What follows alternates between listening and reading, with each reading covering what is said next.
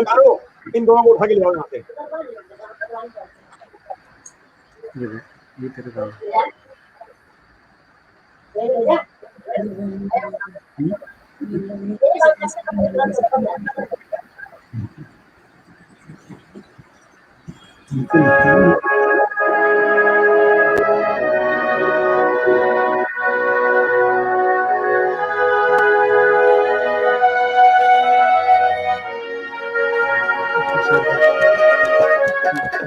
The teachers show है ये सरकार, The teachers show है ये सरकार। चलो जी हो जाओ तैयार, चलो जी हो जाओ तैयार, चलो जी हो जाओ तैयार। The teachers show है ये सरकार, The teachers show है ये सरकार।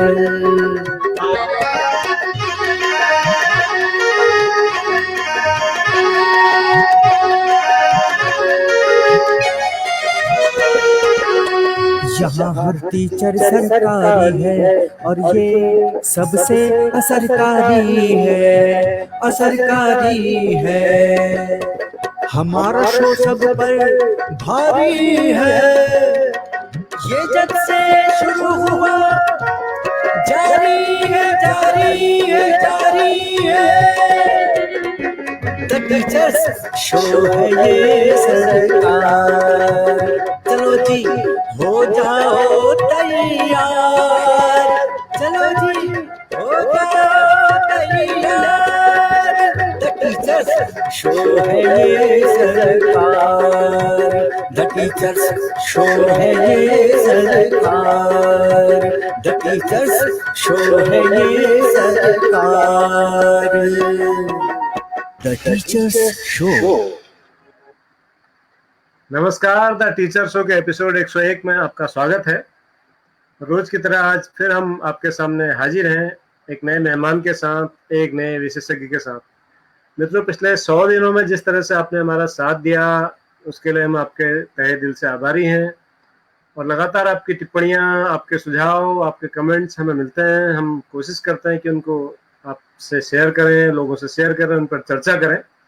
तो आज 101वें एपिसोड से हम इस शो को राष्ट्रीय शो से अंतर्राष्ट्रीय शो में तब्दील कर रहे हैं और आज 101वें एपिसोड में हमारे साथ भूटान की राजधानी थिम्पू से सीधे जुड़े हुए हैं हमारे आज के मेहमान शिक्षक नरेंद्र सिंह डांगी जी। और रोज की तरह हमारे साथ इस शो में लाइव है इस वक्त हमारे एक्सपर्ट दिल्ली से श्री गिरीशन जोशी जी, मुकेश प्रसाद बहुगुणा जी ऋषिकेश से। तो हम आज बहुत सारे विषयों पर उनसे चर्चा करेंगे। मैं सबसे पहले अपने मेहमानों का स्वागत करता हूँ। नमस्कार सर, स्वागत है आप सबका।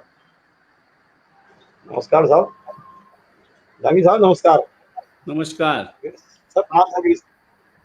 और हमारे आज के मेहमान नरेंद्र सिंह डांगी जी का विशेष स्वागत कि आज आप पुनः भारत भूमि में वर्चुअल उपस्थित में देखे जा रहे हैं, अपनी मातृभूमि में, अपनी जन्मभूमि में। हालांकि आपने कर्मभूमि भूटान को बनाया है लेकिन मातृभूमि आपकी भारत है। तो आपका स्वागत है सर डांगी जी।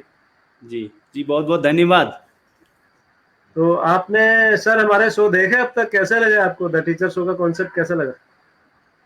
बहुत अच्छा अनुभव रहा आपके शो को, जब से मैं आपसे जुड़ा हूं तो ये बार बार मुझे देखने का मौका मिला है। डिस्पाइट बिजी शेड्यूल में थोड़ा जब भी शाम को 7 बजे 7:30 बजे जब भी टाइम मिलता है तो मैं बीच में थोड़ा ब्रेक लेके देख देता हूं, लेकिन इतना रेगुलर भी नहीं रहा हूं कि मैं कह दूं कि मैंने सभी एपिसोड देखे हैं। पर आपके लिंक जो मिलते रहते हैं मुझे उनके बारे में जानकारी हो ही जाती है। तो और कल का जो आपका शतक जो लगा था तो उसमें मुझे काफ़ी खुशी हुई। आप सभी लोग इतना अच्छा काम कर रहे हैं और अब ये आपकी जो है डबल सेंचुरी का आज पहला दिन है तो उसमें आपने मुझे बुलाया, इसके लिए बहुत बहुत धन्यवाद। क्या बात है, क्या बात है। तो इस डबल सेंचुरी को आप मेरे से शुरू करते हुए आगे ले जाएंगे, ऐसी मेरी शुभकामनाएं आपको। जी जी, धन्यवाद नरेंद्र भाई। इसमें आपका सहयोग लगातार बना रहेगा, हम सब ये उम्मीद करते हैं पूरी हमारी टीम की जी ओर जी से। तो मैं दर्शकों आप सबको बताना चाहूंगा कि नरेंद्र सिंह डांगी जी मूल रूप से उत्तराखंड के रहने वाले हैं और पिछले 22 साल से आप भूटान में शिक्षक हैं, जैसा कि मैंने फेसबुक पर और व्हाट्सएप पर आप सबको सूचित किया था। और हल्द्वानी में आपका आवास है, बचपन यहीं बीता है हमारे साथ। हम एक ही मोहल्ले एक ही गली के बाशिंदे हैं एक दौर में, आज से 20-25 साल पहले। और नारायण भाई बड़े एडवेंचर लवर हैं, नेचर लवर हैं। हम सब ने मिलकर एक बार पूरा कुमाऊं साइकिल से किया था। जी 13 दिन की यात्रा थी जिसमें नारायण डांगी जी थे, मैं था और भी हमारे बहुत सारे साथी थे। 1993 में जब हम पूरा कुमाऊं साइकिल से गए थे, वो बड़ा ऐतिहासिक अनुभव, पूरी जबरदस्त यादें हमारी हैं। और भी बहुत सारी बातें हैं, उस पर हम चर्चा करेंगे सर। लेकिन सबसे पहले मैं जानना चाहता हूँ कि आपकी शिक्षा दीक्षा हल्द्वानी में हुई, आपने एमएससी किया, फिर एमए इंग्लिश किया और उसके बाद फिर अचानक ये भूटान कहाँ से पहुंच गया? जी सब ऐसा है क्योंकि मैं पहले से भूटान के बारे में तो कुछ जानता नहीं था, और वैसे भी भूटान एक ऐसा देश है जहाँ से no news is good news. तो कोई न्यूज़ होती नहीं यहाँ की ज़्यादा मीडिया में भी, तो हमें कुछ पता भी नहीं था ऐसा। हम्म लेकिन जब मैं बीएड करने के बाद 1 साल मैंने उधर हल्द्वानी में पढ़ाया, तो फिर उसके बाद जब एक बार ऐसे ही पेपर की कटिंग में कोई एडवर्टीजमेंट था और हमें उसमें अप्लाई करने के लिए बोला गया था, तो हमने अप्लाई किया। और उसके बाद फिर ये लोग यहाँ से एक डेलीगेशन, इनकी एम्बेसी, भूटान की एम्बेसी दिल्ली में है, हम्म तो वहाँ हम गए फिर उसमें इंटरव्यू देने, और उनका जो भी क्राइटेरिया थे वो सब फुलफिल करके। तो स्टार्टिंग में तो मुझे कुछ ज्ञान भी नहीं था इतना, तो मैं ऐसे ही, तब मेरी एज भी कुछ ऐसी 22-23 साल रही होगी, तो मैं थोड़ा देखने के लिए ऐसे ही, क्योंकि क्या है कैसा है, इसलिए आ गया इधर। नयन भाई, अभी भी आप 22-23 की लगते हो। जी मैं पहले, हाँ नहीं नहीं अब तो मैं, मेरी आधी उम्र यहाँ चली गई, उस हिसाब से देखेंगे तो आप तो। ये लगते लेकिन 22-23 के ही हो अभी भी। हाँ जी, तो वो हो सकता है भूटान में रहने से थोड़ा आबो हवा अच्छी मिल रही होगी तो थोड़ा इसका इफेक्ट कम पड़ता है एजिंग में, तो यही है, बाकी तो क्या है। तो फिर घर वालों ने जाने दिया फिर ऐसे? ऐसे चल गया हमारा सफर जो है यहाँ। अब इतने साल तो चले गए, और फिर दूसरा क्या था कि हम एक नए दूसरे परिप्रेक्ष्य में आ गए। हम वैसे तो हमें पहाड़ों की जो आबोहवा वहाँ मिली थी, और जैसे हम नेचर लवर थे वहाँ भी, तो यहाँ वो उसका क्या है, एकदम ऐसा हुआ कि वही चीज़ हमें यहाँ भी अपने जैसे पहाड़, और उसमें जो है ज़्यादा रम गए हम। तो तो फिर उस हिसाब से भी चलते रहे सफर। तो घर वालों ने आने दिया, इतनी आसानी से छोड़ दिया, लड़का नहीं गया हाथ तब से? तो हम नहीं, मैं क्योंकि मैंने जैसे कहा, मैं 1 साल वहाँ मैंने जॉब करी, और उसके बाद मैं थोड़ा फिर मुझे खुद ही ऐसा इंडिपेंडेंट हो गया था मैं, और पेरेंट्स ने भी मुझे कभी ऐसा बांध के रखा नहीं किसी चीज़ में। और दूसरा ये था, हम जैसे 2 भाई हैं, तो मैं छोटा था, तो मुझे ज़्यादा थोड़ी छूट थी, तो मैंने ज़्यादा एक्सपेरिमेंट करे इधर उधर जाके। अच्छा, तो और भूटान में आप, जी जी जी, जी, बोलिए बोलिए बोलिए। और इसी वजह से फिर मुझे, मतलब दूसरा फिर ये था कि अब हमारे, आप मेरे ही समकक्ष हैं, तो आपको, अब हम बचपन में तो क्या था, हम थोड़ा बाहर निकलने से भी डरते थे, हम्म और कहीं दिल्ली जाने तक में हमें डर लगता था। हम्म तो फिर धीरे धीरे क्या हुआ कि मैं ये मार्शल आर्ट में भी थोड़ा मेरा इंटरेस्ट था। फिर मैं हल्द्वानी हाँ, में जब पढ़ाई कर, तो मुझे मैं, याद है। हाँ, तो मार्शल आर्ट से भी मुझे काफ़ी ऐसा कॉन्फिडेंस मिला मुझे, ताकि मैं कहीं भी जाके फेस करूं। तो फिर उसकी वजह से मुझे नई नई जगह जाने में काफ़ी आसानी होने लगी। और फिर दूसरा, वो जो झेप रहती है पहाड़, एक पहाड़ की बस्ती में, वो चली गई। तो भूटान में आप क्या पढ़ाते हैं, कौन से विद्यालय में, किस स्तर तक के बच्चे हैं, क्या आप पढ़ाते हैं? जी, जी अब मैं यहाँ एक इनका भी सेंट्रल स्कूल करके है, तो मैं एक सेंट्रल स्कूल में पढ़ाता हूँ यहाँ। ये फुल फ्लैट बोर्डिंग है और क्लास 9 से 12 तक ये क्लासेस हैं इसमें। तो मैं केमिस्ट्री पढ़ाता हूँ जी। बढ़िया। तो आपने चूंकि 22 साल का आपका लंबा अनुभव भूटान का है और लगभग इतना ही अनुभव भारत का भी है जी। तो 50-50 आप बटे हुए हैं उम्र के हिसाब से दोनों देशों में। जी मैं यहाँ यही कहता हूँ, मैं कहता हूँ मेरी आधी उम्र यहाँ बीत गई अभी तक। बिल्कुल बिल्कुल, ये किस्सा जो है आपने सच साबित कर दिया भूटान जाके जी। तो क्या अंतर आपको बेसिक नजर आया दोनों देशों में? जब हम आए और उसके बाद थोड़ा, क्योंकि एजुकेशन सिस्टम में हमने भी काफ़ी कंट्रीब्यूट किया है यहाँ पर, और पर क्या है कि यहाँ पर एक चीज़ हमने देखी कि हमारे जो सिस्टम में, भारत एक बहुत प्यारा देश है, भारत अथाह है, इसलिए वो उसमें हम उसको एक सीमा में बांध नहीं सकते। पर जब हम भूटान की बात करते हैं तो मुझे तो वही एक याद आती है, रहीम का दुआ है, रहीमन देख बड़े को लघु न दीजिए दारी, जहां काम आवे सुई क्या करे तरवार। तो छोटा है भी, फिर भी इसमें इतनी सीख लेने के लिए है हम लोगों के लिए। तो सबसे बड़ी चीज इसमें यही है कि हमारे पूरा सिस्टम ही अलग है। अब उसमें मैं अगर थोड़ा आपको ले जाऊं, आपके शो में तो बड़े बड़े महानुभाव आए और मैंने सुना भी उनको, और वो अपने उसमें काफी निपुण भी हैं। पर जब हम शिक्षा में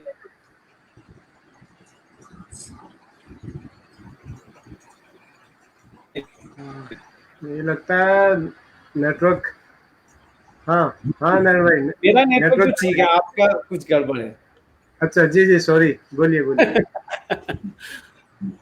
तो अब शिक्षक का थोड़ा ये है कि शिक्षक जब भी, अब हम अगर शिक्षा देने के लिए तैयार हैं तो हमें अपना तो विकास करना ही है, पर उसके साथ साथ में शिक्षा को कैसे अपने लर्नर्स तक पहुंचाना है, उस फील्ड में जो है हमें ज्यादा काम करना चाहिए।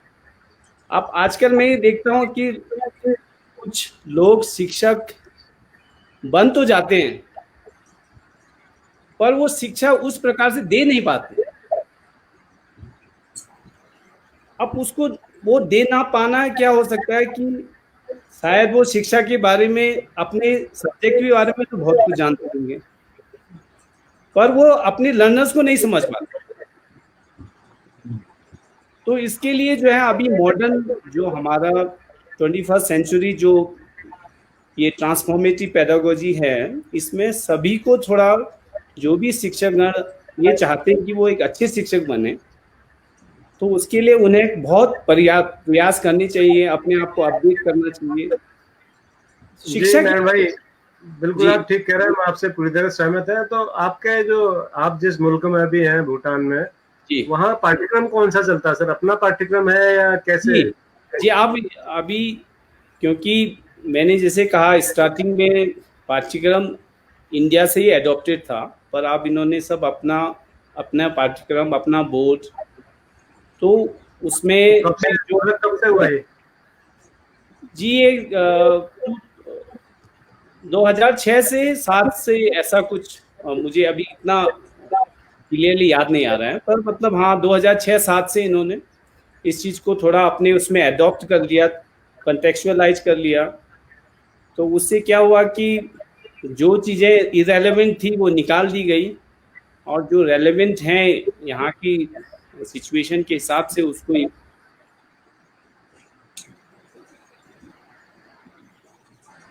पाठ्यक्रम में भी काफ़ी बदलाव आ चुका है। जी सर, जोशी सर कुछ पूछिए। आपने ये कहा कि आपने भूटान की शिक्षा व्यवस्था में 2006-2007 में कंट्रीब्यूशन, उसको वहाँ भूटान के कॉन्टेक्स्ट के हिसाब में देखा, तो जी। मैं समझ सकता हूँ कि हिस्ट्री की किताब हो, जी सोशल साइंस की किताब हो, वो तो चलो ठीक है, जी लेकिन साइंसेस की किताब जो फिजिक्स, केमिस्ट्री, बायोलॉजी है या जी मैथमेटिक्स है, जी कितने सारे जितने देश में हमारे जो आईएएस बनते हैं, आईएएस, आईपीएस, आईएफएस, जितने भी सर्विसेज में निकलते हैं, उनसे यदि पूछा जाए तो जी बेसाख्ता वे कहते हैं कि हमने एनसीईआरटी किताबों का अध्ययन जी किया। जी मैं मैथमेटिक्स, स्पेशली साइंस और मैथमेटिक्स की बात कर रहा हूँ। ज्योग्राफी हो जी सकता है हमने हमने हमने हमने यूपी की बात की हो या दोआबा की बात की हो, तो आपने भूटान के अपने पेड़ पौधों की बात की होगा। जी लेकिन साइंस और मैथमेटिक्स में आपने क्या चेंजेस लाए एग्जाम में, मतलब एग्जाम में नहीं, करिकुलम में? क्योंकि एनसीईआरटी किताबें मुझे लगता है कि वो बड़े शिक्षाविदों द्वारा, मनोचिकित्सकों द्वारा एक बच्चे का मानसिक स्तर को देख के वो किताबें बनाई गई हैं और पूरे वर्ल्ड में चलती हैं। जहाँ जहाँ सीबीएसई के स्कूल हैं, केंद्रीय विद्यालय हैं, वो चलते हैं। तो भूटान के शिक्षाविदों ने उसमें क्या चेंज और कितना चेंज लाए? आपने बहुत अच्छी बात की कि जी शिक्षक को अपना स्तर सुधारना है। तो जी मैं दूसरा प्रश्न ये जानना चाहूंगा कि शिक्षक जो हैं वो ट्रेनिंग में कहाँ जाते हैं? सैन फ्रांसिस्को जाते हैं, इंडिया आते हैं, या सिंगापुर जाते हैं? क्योंकि वहाँ की शिक्षा व्यवस्था, या जापान जाते हैं, लिबरल है, बहुत जी खुली हुई है। और उस हिसाब से क्या जो राजा हैं उन्होंने ये सोचा कि हम भारत को ही नहीं, पूरे विश्व के शिक्षाविदों, शिक्षा व्यवस्थाओं को देखें और तब हम जी भूटान में शिक्षा व्यवस्था को लाएं? क्योंकि पूरे भूटान में कल जैसे भट्ट कह रहे थे, हम हैप्पी क्वोशंट की बात करें तो भूटान कम्स नंबर 1 जी ऑल ओवर द वर्ल्ड। बहुत प्रशंसा होती है भूटान की, टेंशन नहीं है। यहाँ तो 10th में आते ही बच्चे की इतनी टेंशन होती है, बच्चे से ज्यादा पेरेंट्स की टेंशन होती है, क्योंकि पीयर प्रेशर है, पेरेंट्स का प्रेशर है, साइंस है, साइंटिस्ट है, इंजीनियर्स है। कोई पॉटर बनने की बात नहीं करता, सब जी सोचते हैं कि मैं तो आईआईटी आईआईएम बन के बस मैं तो जाऊं सैन फ्रांसिस्को। तो वहां पे ऐसा क्या है भूटान में विशेष रूप से? आपने सही कहा। वो जैसे हम आप करिकुलम को कंटेक्चुअलाइज करते हैं तो उसमें ये देखा जाता है कि जैसे अभी आपने मैथमेटिक्स की बात की, तो मैथमेटिक्स में क्या है कि जैसे प्री प्राइमरी से ही, अब पहले क्या था, मैथमेटिक्स मोस्टली आपका रोट लर्निंग था, और जिसकी वजह से उसमें क्या है, आपके पास ऑप्शंस कम थे और बच्चे उसको जो है खाली रोट मेमोराइज कर लेते हैं, रोट लर्निंग जिसे बोलते हैं। अब उसको क्या करा कि इन्होंने ऐसा एक करिकुलम डेवलप करा है जिसमें एक्टिविटीज बेस्ड ज़्यादा हैं, और अब वो मैं एनसीईआरटी में भी वो चीज़ें होंगी, पर क्या है कि शिक्षक उसे किस हिसाब से बच्चों को देता है, ये सबसे बड़ी चीज़ है। तो उसके लिए क्या है कि टीचर्स को पहले एक करिकुलम ओरिएंटेशन प्रोग्राम में उसको उसकी पूरी डिटेलिंग की जाती है कि आपको क्या क्या कैसे कैसे इन चीज़ों को, तो उसको इक्विप किया जाता है कि वो इन चीज़ों को कैसे क्लास में ले जाएगा। अब दूसरा क्या है कि हमारे, जब हम कहते हैं कि लर्निंग, सब्जेक्ट बेस्ड लर्निंग जो है, वो सब्जेक्ट बेस्ड लर्निंग, तो मैं कहता हूँ कहीं भी आप जाइए वर्ल्ड में, general concepts are same. Science general concepts, gravity, और you talk about any cells और human body, they are all same. पर प्रॉब्लम क्या है कि आप उसे कैसे देखते, किस नजरिए से देखते हैं, तो वो चीजें आती हैं आपकी वैल्यू लेडन जो आपकी शिक्षा है। और वैल्यू लेडन क्या है हमारा, जी जी छोटी सी बात है, जी ज्यादा समय नहीं लूंगा आपका। आपने एक सेंटेंस कहा कि हो सकता है कि एनसीईआरटी की किताबों में भी ऐसा ही हो या होंगी। इसका ये मतलब है कि आपने भारत की एनसीईआरटी की किताबें नहीं पढ़ी या नहीं देखी? जी नहीं। आपने ये कहा कि होंगी, जी हो सकता है कि होंगी, तो ये मतलब ये दर्शाता ये है कि केमिस्ट्री में स्पेशली, क्योंकि मेरे को लगा सिंगापुर और जापान की किताबें मेरे को देखने का अवसर प्राप्त हुआ, तो वहाँ की किताबें भारत की किताबों से, मैं मतलब कहते हैं कि वर्गीकरण नहीं करना चाहिए, तुलना नहीं करनी चाहिए, लेकिन वास्तव में वहाँ की किताबें अच्छी हैं। तो हो सकता है कि आपके शिक्षाविद या मनोचिकित्सक जो हैं उन्होंने एनसीईआरटी को छोड़ के जापान या सिंगापुर से लिया हो। दूसरा, ये जो शो है हमारा, ये शिक्षा और संस्कृति का सम्मेलन है। हम बड़े उत्सुक हैं आपसे जानने के लिए, हो सकता है बड़जी बहुगुणा जी पूछे आपसे कि भूटान की कलाओं को, भूटान की कलाएं जितनी भी शास्त्रीय हैं या लोक हैं जो भी हैं, उनके बारे में थोड़ा परिचय कराइए। उसको शिक्षा में कैसे दिखा रहे हैं, कैसे सिखा रहे हैं, बच्चे कैसे सीखते हैं कि भूटान की लेगेसी जो उनकी है वो निरंतर कैसे चलती रहे। जी नहीं, वो एक सबसे बड़ा मैं रोल देखता हूँ यहाँ पर। एक मेन जो है कि पहले तो हमें जो है ह्यूमन वैल्यूज पे जोर देना चाहिए। अब जैसे आपने कहा कि हमारे पर क्योंकि मैं वहीं पला बड़ा हूँ तो मुझे पता है कि कैसे बच्चों को बचपन से ही एक चीज़ के एक प्रेशर के तहत उन्हें कुछ करने के लिए पेरेंट्स, चाइल्ड साइकोलॉजी का इतना ज्ञान पेरेंट्स को नहीं होता और वो बच्चे को जो है पहले से प्रेशराइज कर देते हैं। तो उसकी वजह से क्या होता है कि बच्चे का विकास सही रूप में नहीं हो पाता। तो ये प्रेशर यहाँ बच्चों में नहीं होता। तो क्यों नहीं होता, उसका मतलब ये है कि मैं ये देखता हूँ कि थोड़ा जो यहाँ के लोग हैं उसका रिलीजन से भी बहुत ज्यादा कनेक्टिविटी है। अच्छा।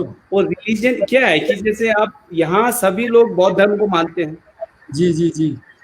अब बौद्ध धर्म ऐसा धर्म है, क्योंकि हमें भी यहाँ आके उसके बारे में काफी कुछ अध्ययन करने का मौका मिला। तो मैं अब कंपेयर करता हूँ कि हमारे सिचुएशन में और यहाँ की सबसे बड़े डिफरेंस मुझे ये दिखाई देता है कि बौद्ध धर्म को मानने वाले लोग ज्यादातर अहिंसा उनका सबसे बड़ा वो है प्रोफेसी। तो अहिंसा जहां पर है तो फिर तो आदमी हिंसक हो ही नहीं सकता। तो ये सब चीजें क्या होती हैं कि अब हम एक होती है आपकी शारीरिक हिंसा, एक मानसिक हिंसा और आपका सोचने का ढंग, जिसको हम कहते हैं आपका डोमेस्टिक वायलेंस। तो घरेलू हिंसा भी जो है बच्चों को अफेक्ट करती है। बिल्कुल करती। तो अब हमारे समाज में क्या है कि इन चीजों पे ज्यादा अभी तक अब मैं, जैसे मुझे माफ करना मैं, क्योंकि मैं इतना अभी जो 10-20 साल से, तो मैं 20 साल से इधर ही हूँ, तो मुझे इतना अभी naturally with time things develop, so हो सकता है कि हमारे समाज में भी वो चीजें अभी नई आई हो। पर जो भी अभी मुझे एक ऐसा कंपैरिजन करने को मिलता है तो ये दिखता है कि हमारे समाज में जो है वायलेंस को काफी जगह मिली है। तो वायलेंस क्या होता है, बच्चे के मानसिक विकास पे बहुत इफेक्ट करता है पहले से ही, बचपन से ही। और वो जो है आके फिर उसको जब वो बच्चा क्लास में आता है तो उसके अंदर वो फियर फैक्टर पहले से होता है। अब जो नई हमारी जो ये न्यूरोप्लास्टिसिटी की जो एक मैं आपको एक शेयर स्क्रीन करके दिखाता हूँ। अब हम लोग कहाँ पर थोड़ा गलती कर रहे हैं या हो रही होगी, तो वो शिक्षक को पता नहीं है कैसी गलती हो रही। तो किन चीजों को हम सही से देख सकते हैं, उसके हिसाब से अपने बच्चों को जो भी हम सिखाते हैं उसमें उनके अंदर प्रेशर पॉइंट नहीं होना चाहिए। अब जैसे मैं आपको शेयर करके एक स्क्रीन दिखाता हूँ। नायर भाई, इससे पहले कि आप शेयरिंग में जाएं, कुछ सवाल आए हैं, बड़े रोचक सवाल हैं, हम उनके जवाब आपसे लेना चाहेंगे, उसके बाद हम आपकी बात सुनेंगे। सबसे पहले हमारे एक दर्शक हैं नवीन यादव जी, वो बड़ा रोचक सवाल पूछ रहे हैं भूटान में स्कूल खुले हैं या बंद है कोरोना के कारण? नहीं, स्कूल तो खुले हैं सर। हाँ, स्कूल खुले हैं और बीच में थोड़ा लॉकडाउन में बंद थे 1 महीने। और रिजिलियंस अच्छा है, सिस्टम यहाँ पर थोड़ा अच्छा है, इसलिए चीजों को इमीडिएटली हैंडल करके ट्रैक पे ले आते हैं। तो इसलिए यहाँ पे ऐसा कोई फियर नहीं है अभी जी। दूसरा सवाल, कोविड-19 प्रोटोकॉल्स के हिसाब से स्कूल खुले हैं, हम पढ़ा रहे हैं क्लास में, तो ऐसा कुछ नहीं है। दूसरा सवाल गिरीश चंद्र जी हमारे दर्शक हैं, नियमित दर्शक हैं, वो पूछ रहे हैं कि स्क्रीन पर भी मैं लाइव करूँगा, पढ़ भी सकते हैं, भारतीय वर्तमान शिक्षा व्यवस्था और भूटान की शिक्षा व्यवस्था में क्या बुनियादी अंतर आप देखते हैं? पहला सवाल ये है, आप इसका जवाब दीजिए, फिर दूसरा पूछता हूँ। जी, बुनियादी अंतर यही है, मुझे लगता है कि हमारे यहाँ भूटान में जो है ह्यूमन वैल्यूज को ज्यादा इम्पोर्टेंस मिलती है। ह्यूमन वैल्यू जो मेन चीज हमारी क्या है कि जो भी हम काम करें उसमें ह्यूमन वैल्यूज को पहले रखें, ह्यूमन को इम्पोर्टेंस समझें, उसके हिसाब से हम उसे ट्रीटमेंट दें।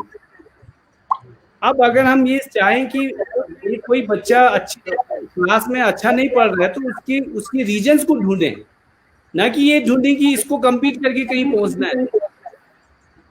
क्योंकि अभी जो मल्टीपल इंटेलिजेंस है उसमें हो सकता है कि बच्चे का कुछ अलग ही उसका फील्ड हो, पर हमने उसको अगर हम उसको एक लिमिटेड स्कोप में बांध देंगे कि उसे खाली पढ़ना लिखना और उसी में रहना है, और वो अगर कुछ मार्क्स कम ले आता है या वो फेल हो जाता है तो उसको हम वो दुत्कारते नहीं। तो वो चीज मुझे बहुत अच्छी लगी ताकि क्या है कि बच्चा, कोई भी बच्चा, हर बच्चा इंपॉर्टेंट है और वो जैसे उसके हिसाब से वो चले, पर हमें उसका ह्यूमन एस्पेक्ट देखना है। हमें उसको ये नहीं देखना है कि किसी चीज में हम उसको तोड़ रहे हैं या उसके पीयर से कंपेयर कर रहे हैं। हमें सिर्फ ये देखना है कि वो इंडिविजुअल, उसको पहली चीज उसको क्लास स्कूल सबसे सेफ जगह लगी। सो सेफ्टी, सो इसी से रिलेटेड में जैसे अभी हाल ही में मैं एक ये अब्राहम मैस्लो का एक पिरामिड आपको दिखाऊंगा यहाँ पर। तो हम लोग कहाँ कमी हमारी रहती है वो मैं आपको दिखाता हूँ। नारायण भाई, एक आप स्क्रीन लाइए, तब तक दूसरा सवाल है, वो पूछ रहे हैं कि भूटान में शिक्षा मातृभाषा में दी जाती है या अंग्रेजी और किसी और भाषा में? जी, अभी तो ये यहाँ सब स्कूल्स इंग्लिश मीडियम में ही हैं और उनकी मातृभाषा भी एक सब्जेक्ट के तौर पे पढ़ाई जाती है। बाकी सारी जो है इंटरनेशनल सिस्टम बेस्ड ही एजुकेशन का है। हमारे एक दर्शक है अपूर्व पंत, वो पूछ रहे हैं कि इंटरनेट और मोबाइल पर डिपेंडेंसी कितनी है बच्चों की वहाँ पर? यहाँ तो इंडिया में तो हर बच्चा उसमें मोबाइल लिए घूमते रहते हैं, वहाँ क्या हाल है? हाँ सर, ये इसके लिए भी मैं वो था हम लोगों का कि इंटरनेट अभी, क्योंकि कोविड की वजह से इंटरनेट का भी काफ़ी इस्तेमाल हो रहा है और हम लोग इसको काफ़ी, जब लॉकडाउन था तो हम ऑनलाइन ही पढ़ाते थे। तो इंटरनेट सही है, बच्चे उसको ज़्यादातर हम लोग गूगल क्लासरूम ही यूज करते हैं। जी, और बहुत सारे सवाल आ रहे हैं सर, लगातार मैं उस पर आपसे बातचीत करता रहूंगा। एक हमारे फिर से नवीन यादव जी पूछ रहे हैं कि ये यस जोशी पूछ रहे हैं कि क्या भूटान की शिक्षा में बौद्ध धर्म की प्राथमिकता दिखाई देती है? धर्म को अलग रखा गया है, पर मैं कहता हूँ धर्म तो एक वे ऑफ लिविंग है, उसको आप शिक्षा में उसका कोई ऐसा वो नहीं है। हाँ, आप कहीं पर हिस्ट्री में ये सब चीजें पढ़ते होंगे, पर मैं क्या कहता हूँ कि रिलीजन को वे ऑफ लाइफ की तरह से लिया जाएगा तो उसका क्या है इम्पैक्ट, उसकी जो गुड इम्पैक्ट्स हैं वो बच्चे में पड़ते हैं।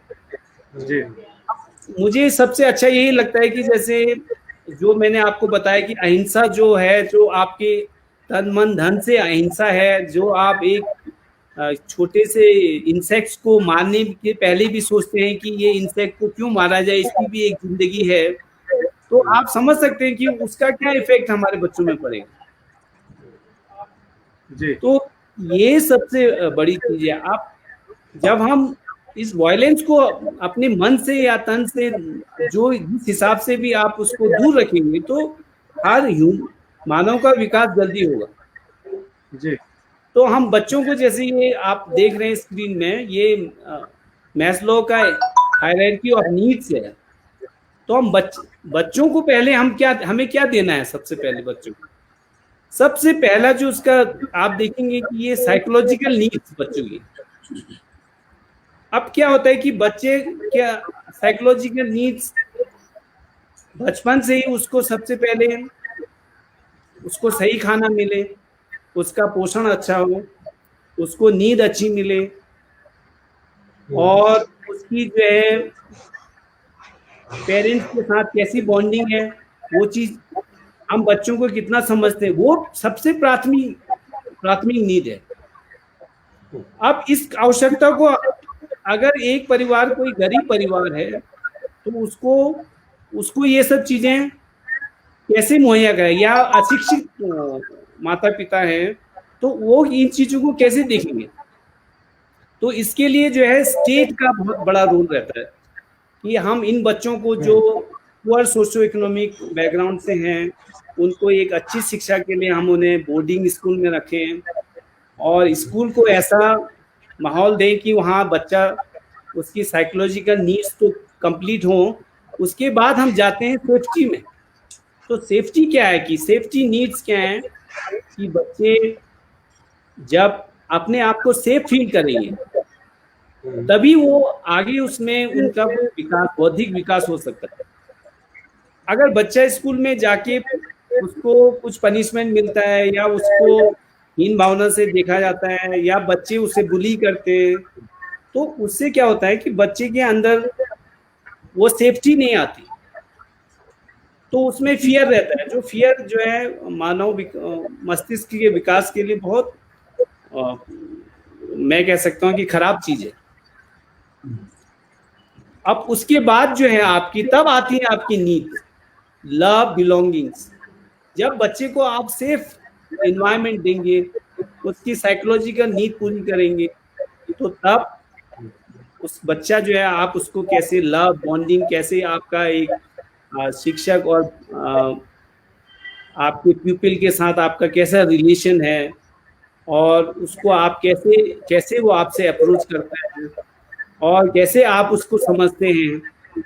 तो वो सब चीज़ें ये काफ़ी डिपेंड करती हैं कि जैसे कैसे हम बच्चों को उसके उन्हें सबसे पहले हमें ये बेसिक नीड्स उनकी फुलफिल करनी है और उसके बाद जैसे फिर है उनकी स्टीम, सेल्फ स्टीम। बच्चे की स्टीम इतनी इम्पोर्टेंट है कुछ बनने के लिए, उन्हें हमें हमेशा इंकरेज करना है और उनकी जो कमियों को हमें कम ध्यान देते हुए उनके अंदर जो अच्छाइयाँ हैं जो वो कर सकते हैं, जितना वो कर सकते हैं उनको हम अगर बढ़ावा देंगे तो वो उसकी स्टीम, जब सेल्फ स्टीम उसकी हाई होगी तो तब बच्चे को ये रियलाइज होता है कि मतलब सेल्फ एक्चुअलाइजेशन में कि कैसे वो अपने को देखता है और क्या उसके अंदर वो पोटेंशियल उभर के आता है, फिर वो कैसे उसमें आगे बढ़ सकता है। तो ये सब देने के लिए हमें बच्चों को ही समझना होगा। अब हम क्या सोचते हैं कि बेसिकली अब मैं अपने अनुभव से बताऊं तो हम जब बचपन में स्कूल में जाते थे, मैं तो वैसे भी सरकारी स्कूल में पढ़ा हुआ हूँ, तो स्कूल में चटाई भी नहीं होती थी बैठने के लिए और अच्छा सा एक तो बेसिक इंफ्रास्ट्रक्चर में ही गड़बड़ थी। आप लोग कहेंगे अरे आप तो वहां पहुंच गए फिर भी आप उस सिस्टम को क्रिटिसाइज कर रहे हैं, तो ऐसा नहीं है। उसमें ये देखना है कि आपका सक्सेस रेट कितना होता है बच्चों में।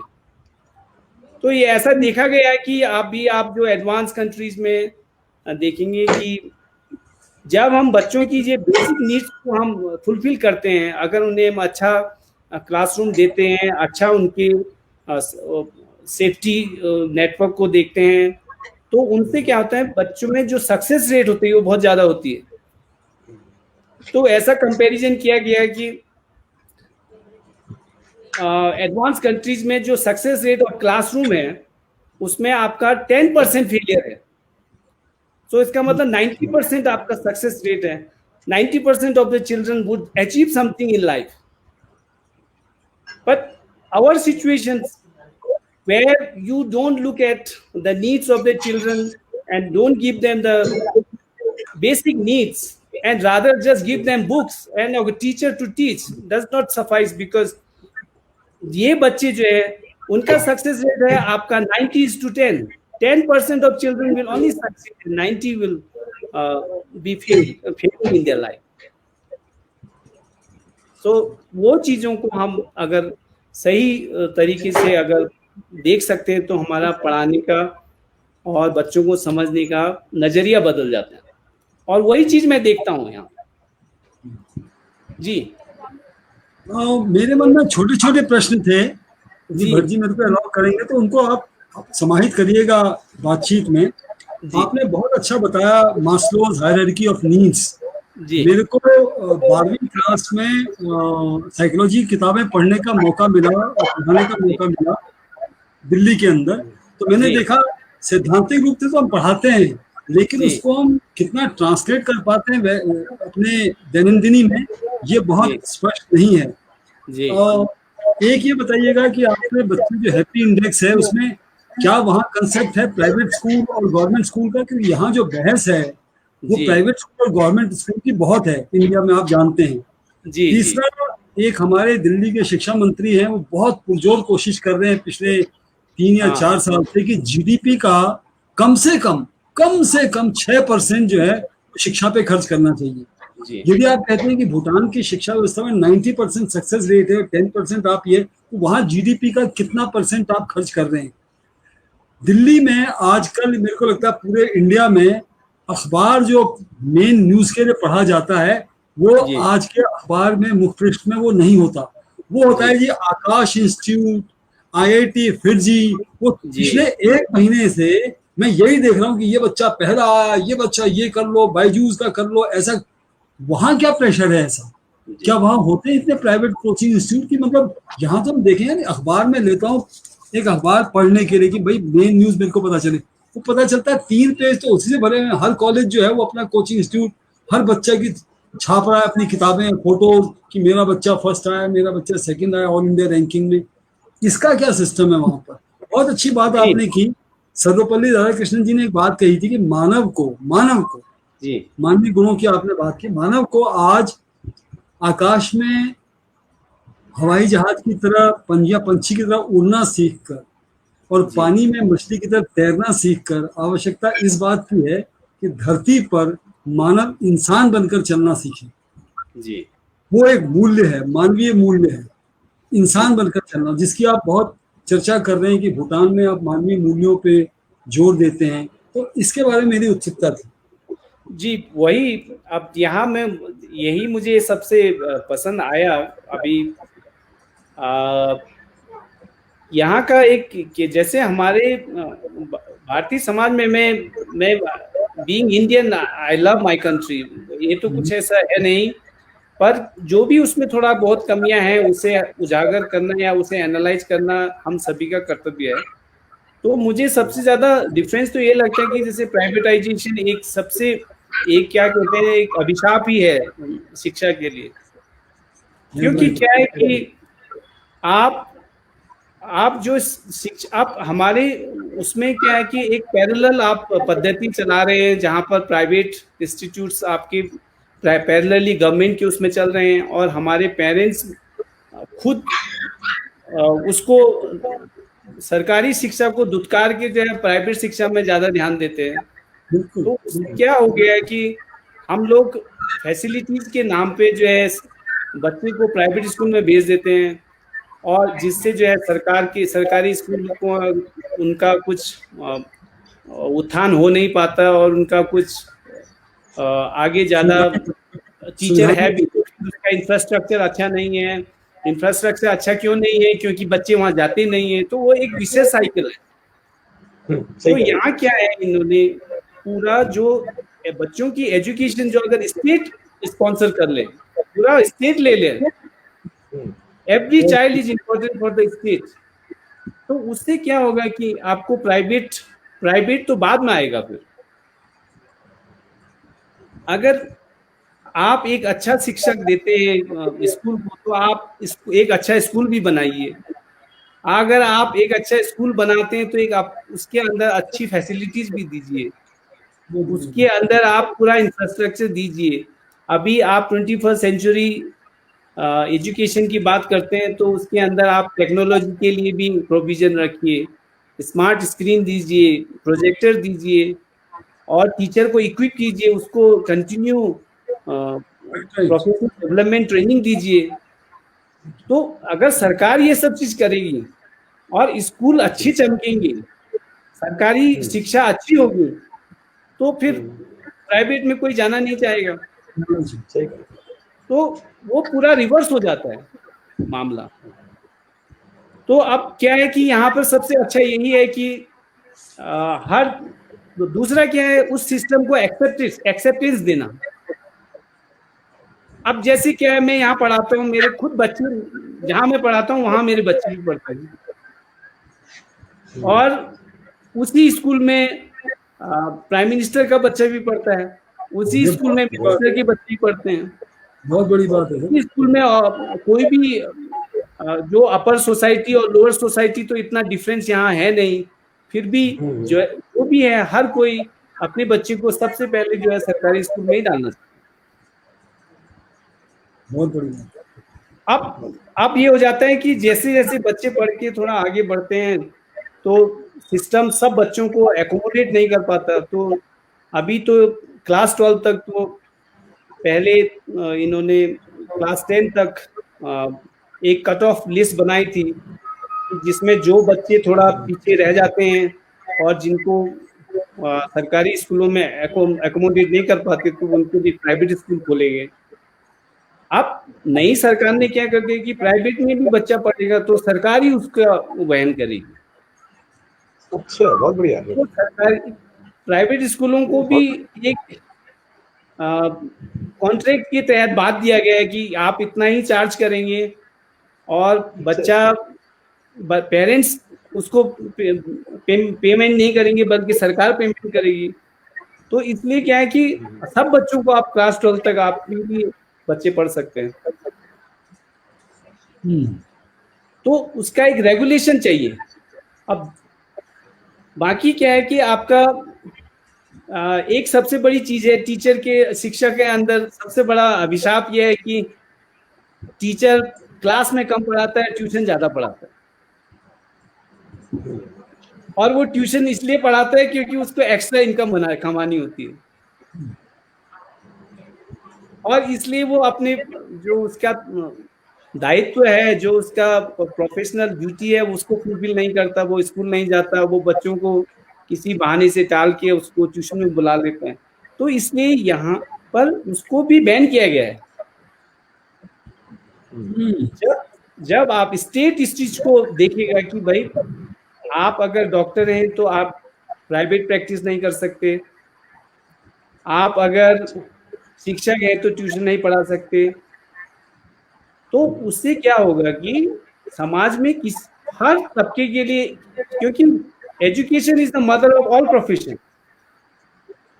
ये चीज हमारे समाज में अगर आ जाए, अगर मैंने शिक्षा को ही खराब कर दिया तो मेरा हर प्रोफेशन खराब हो जाएगा। क्योंकि मैं ही हूँ जो डॉक्टर बनाता हूँ, मैं ही हूँ जो इंजीनियर बनाता हूँ, मैं ही हूँ जो लॉयर बनाता हूँ और मैं ही हूँ जो पॉलिटिशियन बनाता हूँ। लेकिन मैंने ही शिक्षा बिगाड़ दी।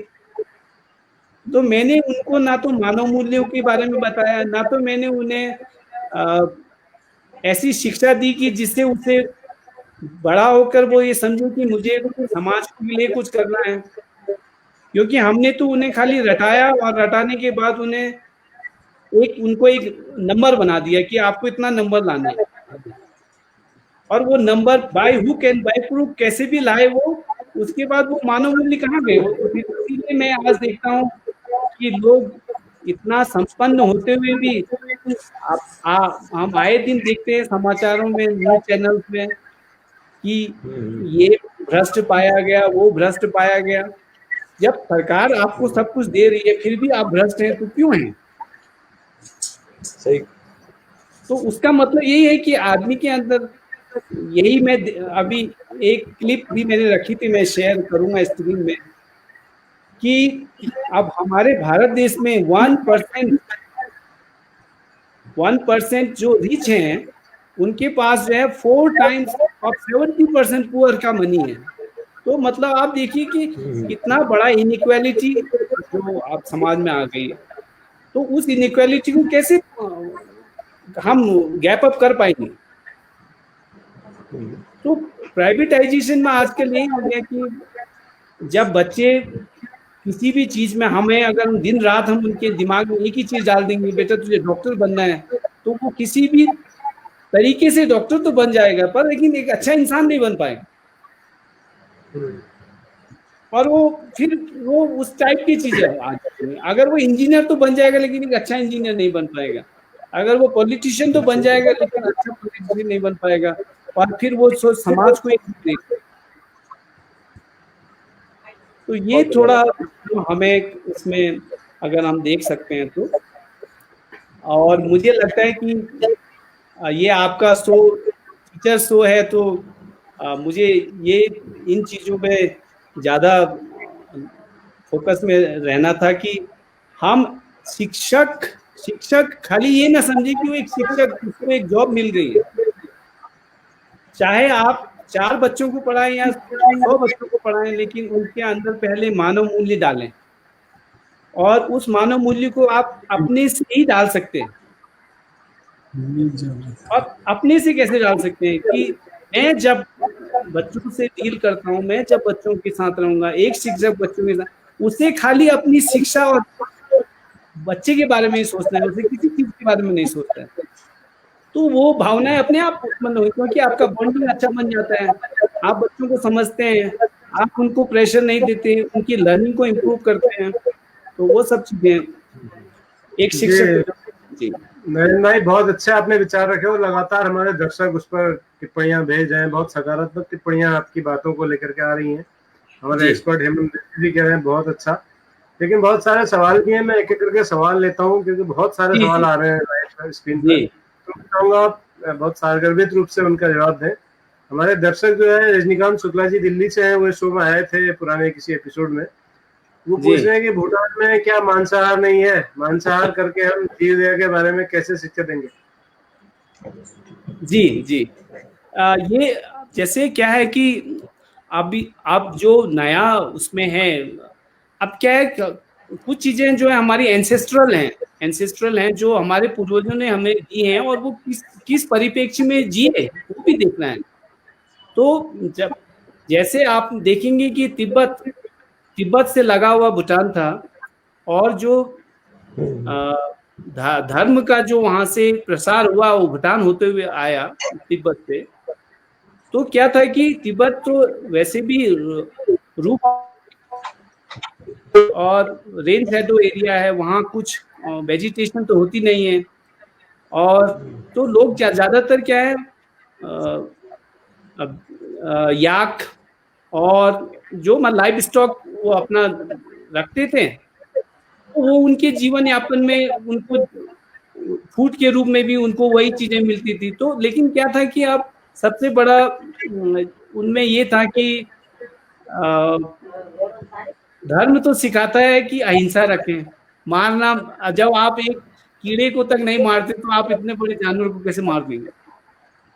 लेकिन भूख भी एक चीज है, तो उन्होंने क्या निकाला उसका तोड़, पहले अब जो एंसेस्ट्रल है, पूर्वजों ने जैसा दिया वही प्रथा चली आई, अभी भी है, मुझे दिखाई देती है वो सब। तो वो जो जानवर मर जाते थे, नेचुरल डेथ जिनका हो जाती थी या किसी कारण से मर जाते थे, तो उसको वो जो है कंज्यूम करते थे। तो वही चीज है आज भी। अब क्या नया सिस्टम में क्या है कि सब चीज सप्लाई तो इंडिया से हो ही जाती है। अब आपको अगर मुर्गी खानी है तो मुर्गी से आ ही जाएगी, लेकिन यहाँ कोई लाइव मुर्गी को नहीं मारते। अच्छा, हाँ, जो भी आएगा आपका मरा हुआ आएगा, और कोई भी मीट को आप मारते नहीं, वो उनका अपना ही वो है, तो उसको लेकिन हमारा एक दर्शक है नवीन यादव जी, वो जिंदा आना चाहता है भूटान। जी जी, उनका सवाल है कि भूटान में सिटीजनशिप कैसे मिलती है, नॉर्म्स क्या है? अच्छा, नहीं, सिटीजनशिप तो सबसे कठिन चीज है यहाँ पर, क्योंकि भूटान एक छोटा सा देश है, उसकी छोटी सी जनसंख्या है। तो ये लोग जो बाहर से अगर आना भी चाहें तो उन्होंने ऐसा कुछ सिस्टम बनाया है कि ताकि लोग यहाँ रह तो सकें अपने जिस हिसाब से, पर वो सिटीजनशिप के लिए तो बहुत कड़े कानून हैं, और उसके लिए सबसे एक बेसिक चीज है कि आपको जोंखा जो पढ़ते हैं, जो यहाँ लोग भाषा बोलते हैं, और उसको लिखना, वो सब चीजें भी आना चाहिए। तो बहुत चीजें वो, पर वो एक फर्स्ट प्रायोरिटी नहीं है, तो थोड़ा मुश्किल है। तो जोंखा आपने सीख ली होगी? हाँ, जोंखा मैं बोल लेता हूँ, पर लेकिन क्योंकि स्क्रिप्ट थोड़ा अलग है तो लिखने में और पढ़ने में थोड़ा मुश्किल आती है। टांगी साहब जी, भूटान के बारे में एक चीज सुनी थी कि वहाँ के जो राजा या वहाँ की जो सरकार है शिक्षकों का बहुत सम्मान करती है। और पिछले एक साल या 1.5 साल पहले जो शिक्षक दिवस के अवसर पे उन्होंने सारे जो सेवानिवृत्त शिक्षक थे उनको बुला के राजा के हाथों सम्मानित करवाया, और जो नहीं आ पाए थे बाद में उनको वहाँ के प्रधानमंत्री ने सम्मानित किया, सरकारी खर्चे पर उनको बुलाया गया। इसके बारे में थोड़ा बताएं कि वहाँ की सरकार शिक्षकों को कैसे देखती है। जी, ये सही बात है, आपने जो बात सुनी सही सुनी है। और पहले जैसे यहाँ पर जब शिक्षा इतना विकसित नहीं हुई थी तो ज्यादातर महाराजा धीराज वो भी यहीं के स्कूलों से पढ़े हुए हैं, और तब टीचर ज्यादा इंडिया से ही थे, और उनका बहुत प्रेम भी है, लगाव भी है उन टीचरों से। तो हमारा जो आई थिंक तो जो इंडो भूटान फ्रेंडशिप का 50 इयर्स इन्होंने सेलिब्रेट किया था, मैं भी वहाँ था, तो हम लोगों को स्पेशल ट्रीटमेंट मिला। और पर अब विद द टाइम जो कुछ टीचर्स पहले थे वो अब रिटायर भी हो गए, और कुछ इनका सिस्टम भी अभी थोड़ा डेवलप हो गया। तो एक सबसे बुरी चीज शिक्षा में यही है कि शिक्षक पढ़ाता है और बनाता है किसी को, बाद में वही उस शिक्षक को ही निकलना पड़ता है। तो ये सबसे एक, क्योंकि उसको रिप्लेस करने वाले वही उसी के बच्चे आते हैं। सही कहा। तो ये सबसे एक दुखद चीज है, क्योंकि आप जीवन यापन करना भी बच्चों का भी हक है, क्यों नहीं। तो चलिए रागी, मैं एक बड़ा रोचक किस्सा है शेयर करना चाहता हूँ। मुझे याद आ गया आपसे बात करते करते, आपने शिक्षकों के सम्मान की बात की, जोशी सर को शायद याद होगा। मैं दिल्ली था एक बार CCRT की एक फोटोग्राफी वर्कशॉप में, तो वहाँ हमारे नॉर्थ ईस्ट के कुछ शिक्षक साथी आए थे जी। उन्होंने भूटान के कल्चर को लेके म्यूजिक CD निकाली थी, जो वहाँ की एक डाइंग आर्ट फॉर्म थी कोई, उसको लेके एक म्यूजिक CD निकाली थी भारत के शिक्षकों ने जी। और भूटान में वो इतनी लोकप्रिय हुई, इतनी पॉपुलर हुई कि भूटान के राजा को बहुत पसंद आया भारत के उन शिक्षक का प्रयास, और उन्होंने भारत के उन शिक्षक के ऊपर डाक टिकट जारी किया भूटान में। सर आपको अगर याद हो तो जी, सिक्किम की टीचर थी, वो की टीचर थी जी, होगा, लेकिन मुझे इतना उसके बारे में ज्ञान नहीं है। और शेयर करो तो डाक टिकट भी आजकल कम ही इस्तेमाल होते हैं, तो इतना याद भी नहीं रहता है। तो मुझे इसके बारे में थोड़ा ज्ञान है। नारायण भाई, ये करीब 8-10 साल पुरानी बात है, आज की बात नहीं है। और वो यदि आप मैं तो यही था तो मुझे होता तो पता चलता, पर जैसा आप कह रहे हो, क्योंकि इतना ध्यान में आया नहीं होगा, हो सकता है आपको ना पता चला हो, लेकिन ये था क्योंकि उन्होंने वो डाक टिकट मुझे गिफ्ट किया था, और वो मेरे पर्स में काफी समय तक रखा रहा। बाद में क्या हुआ कि मेरा पर्स चोरी हो गया, तो उसके साथ वो डाक टिकट भी चला गया। ये सुनी हुई बात नहीं है, मैंने देखा अपनी आंखों से वो डाक टिकट। वैसे इनका यहाँ पे एक जो पहले फिलाटेली जो होती है आपका, ये आप डाक टिकट कलेक्ट करने का शौक होता है लोगों को, तो उसके लिए काफी डिफरेंट डिजाइन में ये लोग, एक फिलाटेली इनका डिपार्टमेंट ही था पोस्ट ऑफिस में, जो इस प्रकार के डिफरेंट टाइप्स के जो टूरिस्ट जब आते थे तो उनको वो डाक टिकट लेते थे वो। तो अब विद द टाइम जो अभी पोस्ट का भी इतना वो चलन रहा नहीं गया, तो इतना ध्यान में भी नहीं आता अभी। तो कुछ और एक मिनट दांगी साहब से एक चीज पूछना चाहता था मैं जी। बाबू, आप वहाँ पे अक्सर घूमते भी होंगे, अच्छा, और आपका जो सबका है वो सरकारी अधिकारियों से भी पढ़ता होगा, सरकारी कर्मचारियों से भी पढ़ता होगा, और अभिभावकों से, समाज के लोगों से भी पढ़ता होगा। तो वहाँ के अधिकारियों का या वहाँ के सरकारी कर्मचारियों का और वहाँ के जो समाज के लोग हैं होगा, उनका शिक्षकों के प्रति क्या नजरिया है? जी जी, जैसे आपने खुद ही कहा कि जब मोनार्की, और अगर हम जब राजा महाराजा खुद ही इस चीज को जो इम्पोर्टेंस देते हैं, तो वो समाज में फैलता है।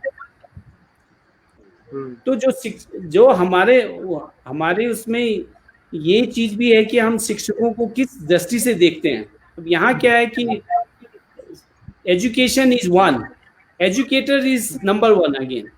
तो आप कोई भी प्रोफेशन ले लें, सबसे पहले आपको एजुकेटर को ही सबसे पहले एड्रेस करना है, क्योंकि उसको अगर समाज में उसका आदर नहीं है, उसको हीन दृष्टि से देखा जाएगा, तो वो शिक्षक फिर उसका रिफ्लेक्शन क्लास में जाएगा तो उसका रिफ्लेक्शन भी बच्चों में जाएगा, और वो बच्चों में जब चले जाएगा तो फिर वो बच्चे बड़े होके फिर वो शिक्षा को ही हीन दृष्टि से देखेंगे, फिर वो अपने आप को क्या समझते हैं। जैसे जब मैं जैसे जिस परिप्रेक्ष्य में मैं भी पला बड़ा, हमारे अंदर यही चीज रहती थी कि मैं ज्यादा इंटेलिजेंट हूँ, मुझे ज्यादा आता है, टीचर को कम आता है, या मैंने ज्यादा पढ़ा और टीचर का कुछ उसमें रोल नहीं था। तो जब हम उसी से बच्चे ही हीन भावना से देखने लग जाता है अपने शिक्षक को, तो फिर उसमें, क्योंकि शिक्षक तो चाहे वो पढ़ाए ना पढ़ाए, शिक्षक तो शिक्षक है, उसको सही दृष्टि से देखना है, क्योंकि क्या है, एकलव्य भी वही था और सही कहा आपने, अर्जुन भी वही है। अर्जुन को तो उसके साथ द्रोण थे, लेकिन एकलव्य के साथ द्रोण नहीं थे, लेकिन वो मानता था कि वो उसके गुरु हैं। तो इसलिए जो है बच्चों के अंदर ये चीज जानी चाहिए कि मेरा जो टीचर है वो सबसे अच्छा इंसान है, उसकी दी हुई जो बातें हैं, उसका दिया हुआ जो ज्ञान है, उसका दिया हुआ जो मानव मूल्य हैं, उसमें मुझे चलना है। तो मैं तो मेरे खुद बच्चों को भी मैं कहता हूँ कि तुम्हें शिक्षक में कुछ कमियां दिखी होंगी, लेकिन वो तुम स्कूल इसलिए नहीं जाते कि शिक्षक की कमियां निकालो, तुम इसलिए जाते हो कि तुम शिक्षक से जो शिक्षा लो जो उसके पास है।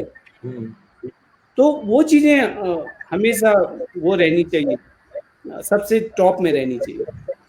जी नरेंद्र भाई, और बहुत सारे सवाल हैं, मैं चाहूंगा कि उनको भी थोड़ा थोड़ा ले लें, क्योंकि दर्शक आज लगातार बहुत सारे उत्सुक हैं, लगातार जानना चाह रहे हैं भूटान की शिक्षा व्यवस्था के बारे में। हमारे एक दर्शक है आनंद नेमा जी, मध्य प्रदेश से। उनका सवाल मूल्यांकन प्रक्रिया के बारे में है कि भूटान की मूल्यांकन प्रक्रिया कैसी है, मतलब जो इवैल्यूएशन सिस्टम है एजुकेशन में, उसके बारे में वो जानना चाह रहे हैं।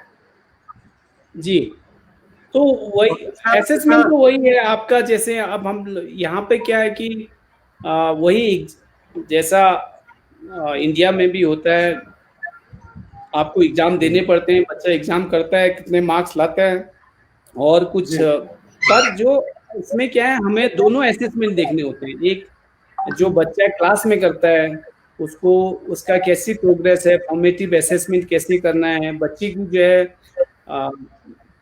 पर डे उसकी प्रोग्रेस कैसी है, पर वीक उसकी प्रोग्रेस कैसी है, उसका कुछ रिकॉर्ड हमें रखना पड़ता है।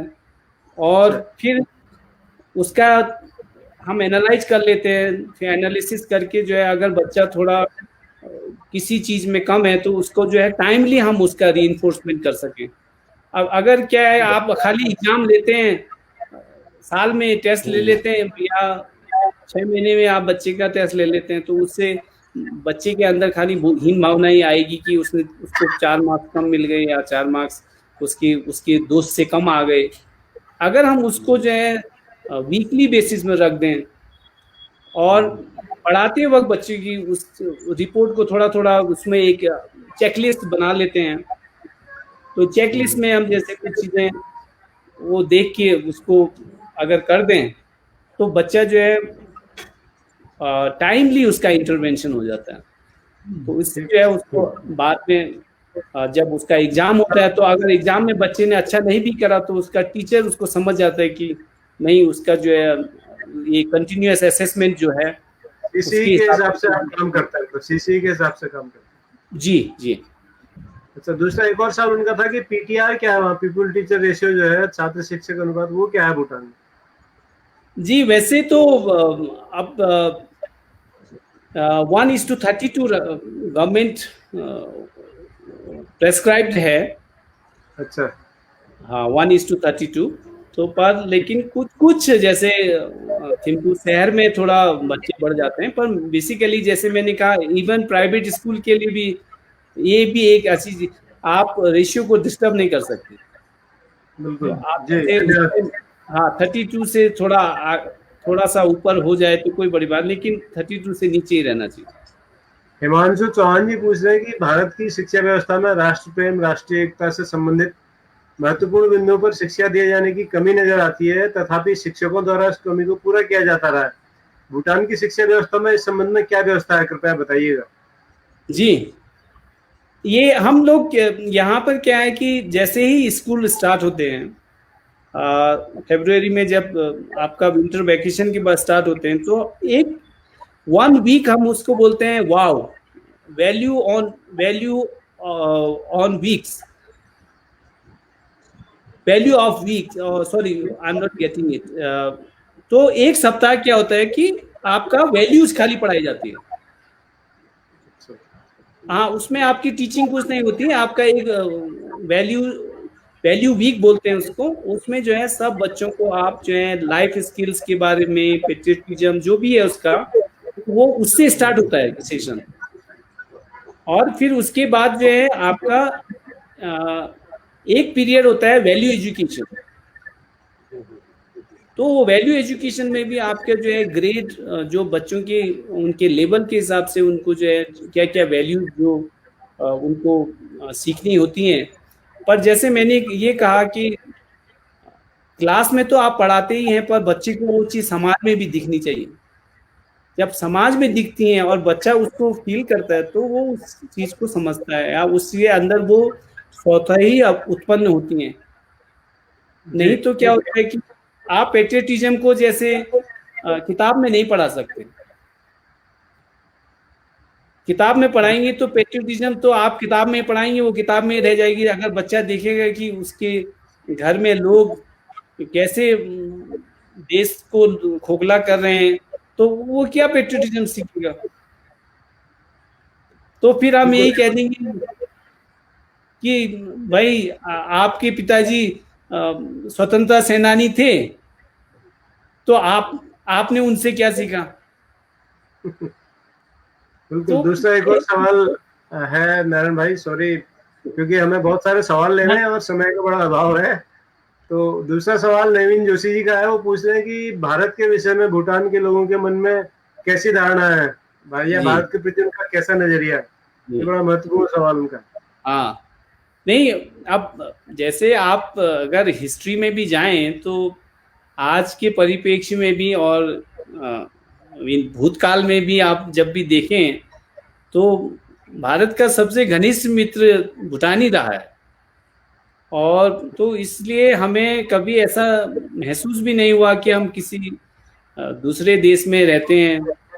तो लोगों का मिलना जुलना और भारत के प्रति बहुत प्रेम है, ऐसा कोई उसमें दो राय नहीं है।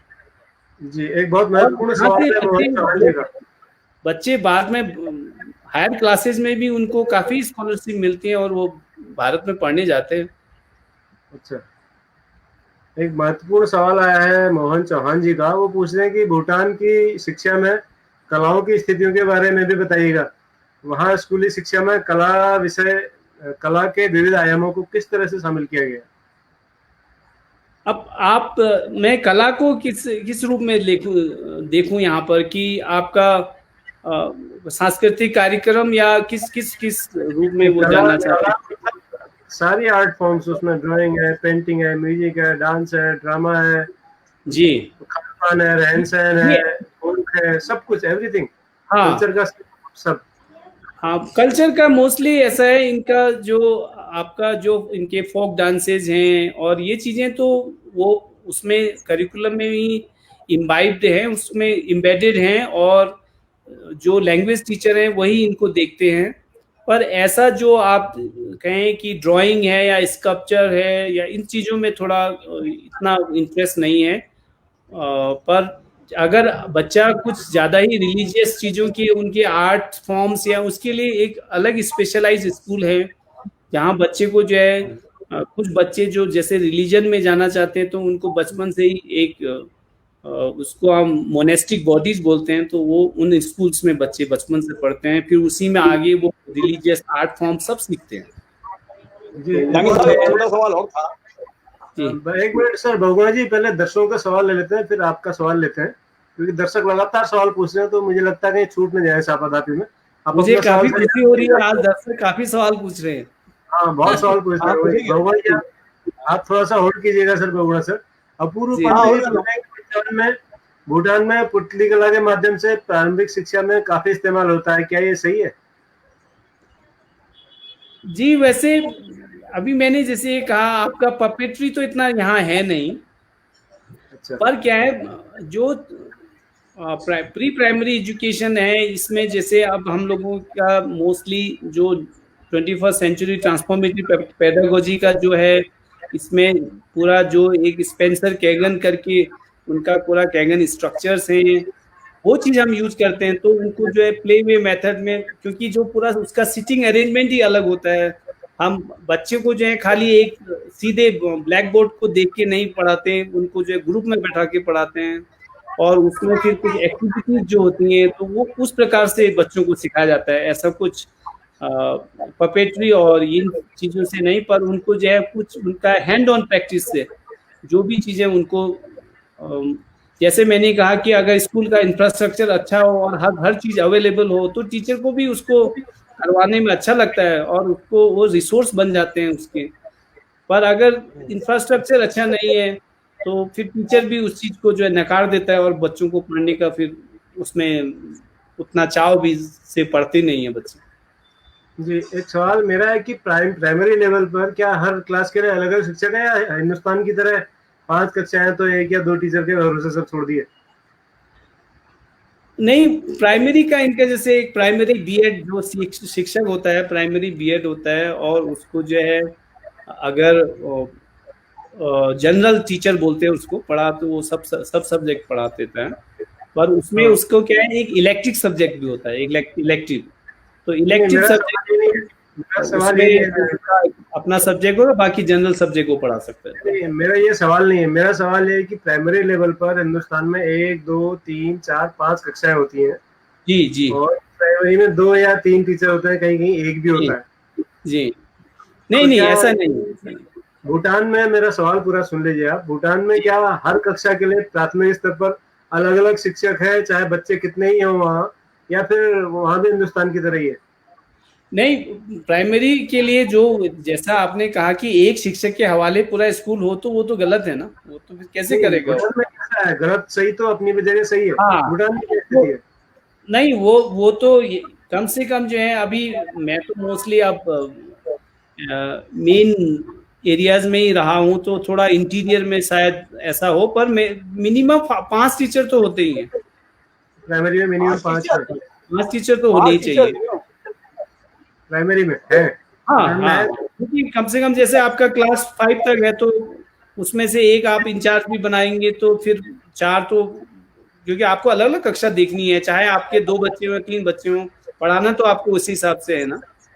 हाँ वही मैं कह रहा था। तो ये हमारे देश में लोगों को ये बात समझ में कम आती है ना, तो इसलिए मैं सवाल कर रहा था।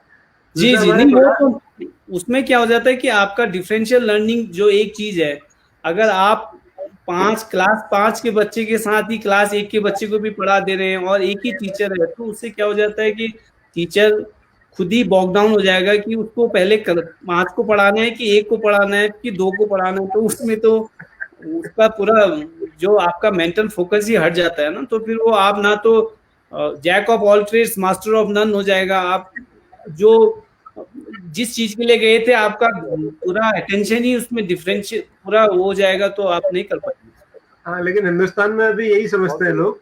तो हमारे एक दर्शक है प्रकाश पकनोई जी, वो पूछ रहे हैं कि शिक्षक चयन का तरीका क्या है भूटान में? क्या यहाँ किसी प्रकार का आरक्षण दिया जाता है? नहीं, ये आरक्षण तो हमारी ही व्यवस्था है, यहाँ ऐसा कुछ आरक्षण नहीं होता क्योंकि आरक्षण तो हम ही ने बनाया है वो हमारे समाज में, लेकिन बाहर ऐसा यहाँ कुछ ऐसा नहीं है और आरक्षण का कोई कारण भी नहीं है। और जो जैसे मैंने आपको बताया कि जैसे बच्चे जब आपका ग्रेजुएशन लेवल पे आपका एक सिलेक्शन होता है तो उसमें जैसे जो एजुकेशन में जाना चाहते हैं वो एजुकेशन में जाएंगे, जो मतलब हर एक के लिए आपका एक सिविल सर्विस एग्जाम होता है उसमें आपको थ्रू करके जाना पड़ता है। जी जी, बहुत अच्छा। तो बहुत सारे सवाल, जैसे राकेश पोखरियाल जी का एक सवाल था, वो पूछते थे कि भारत में शिक्षा में निजीकरण का दखल अधिक होने से सरकारी स्कूल तंत्र को तुच्छ समझा जाता है। भूटान में क्या स्थिति है, क्या वहाँ भी निजी स्कूल का क्रेज है, इसका जवाब आप दे चुके हैं पहले कई बार। तो शायद पोखरियाल जी देर से जाओगे, जी वही आप पहले देख लीजिएगा कि सबसे बड़ी, अब मैं जो आप कह रहे हैं कि भारत में ये होता है, तो वो ही सबसे मुझे लगता है सबसे कमजोर कड़ी है शिक्षा के क्षेत्र में हमारे उसमें। और इसका जो है मुझे दूर दूर तक कोई उपाय भी नहीं दिखाई देता, क्योंकि हम लोग इतना रम बस चुके हैं इन चीजों में। और जब से ये व्यवसायीकरण जो शिक्षा का हो गया है, तो उससे क्या है कि जो पूंजीपति हैं उनको क्या है, पूंजी कमाने का एक जरिया चाहिए, और जो लोगों के पास पूंजी है उन्हें अपने बच्चों को ज्यादा कुछ देने के लिए वो एक फैंटेसी में रहते हैं। लेकिन जब समाज में क्या होता है कि समाज में हमारे समाज को हम तभी ठीक कर पाएंगे जब हमारी शिक्षा सही होगी, और शिक्षा तभी सही होगी जब उस समाज का हर व्यक्ति उस शिक्षा के प्रति जागरूक हो, और वो चाहे कि भगवान जी आपका सवाल। मेरा सवाल ये था डांगी साहब, आप तो 22 साल वहाँ पे हो गए हैं जी भूटान में, सुन पा रहे हैं ना आपको? जी तो जी।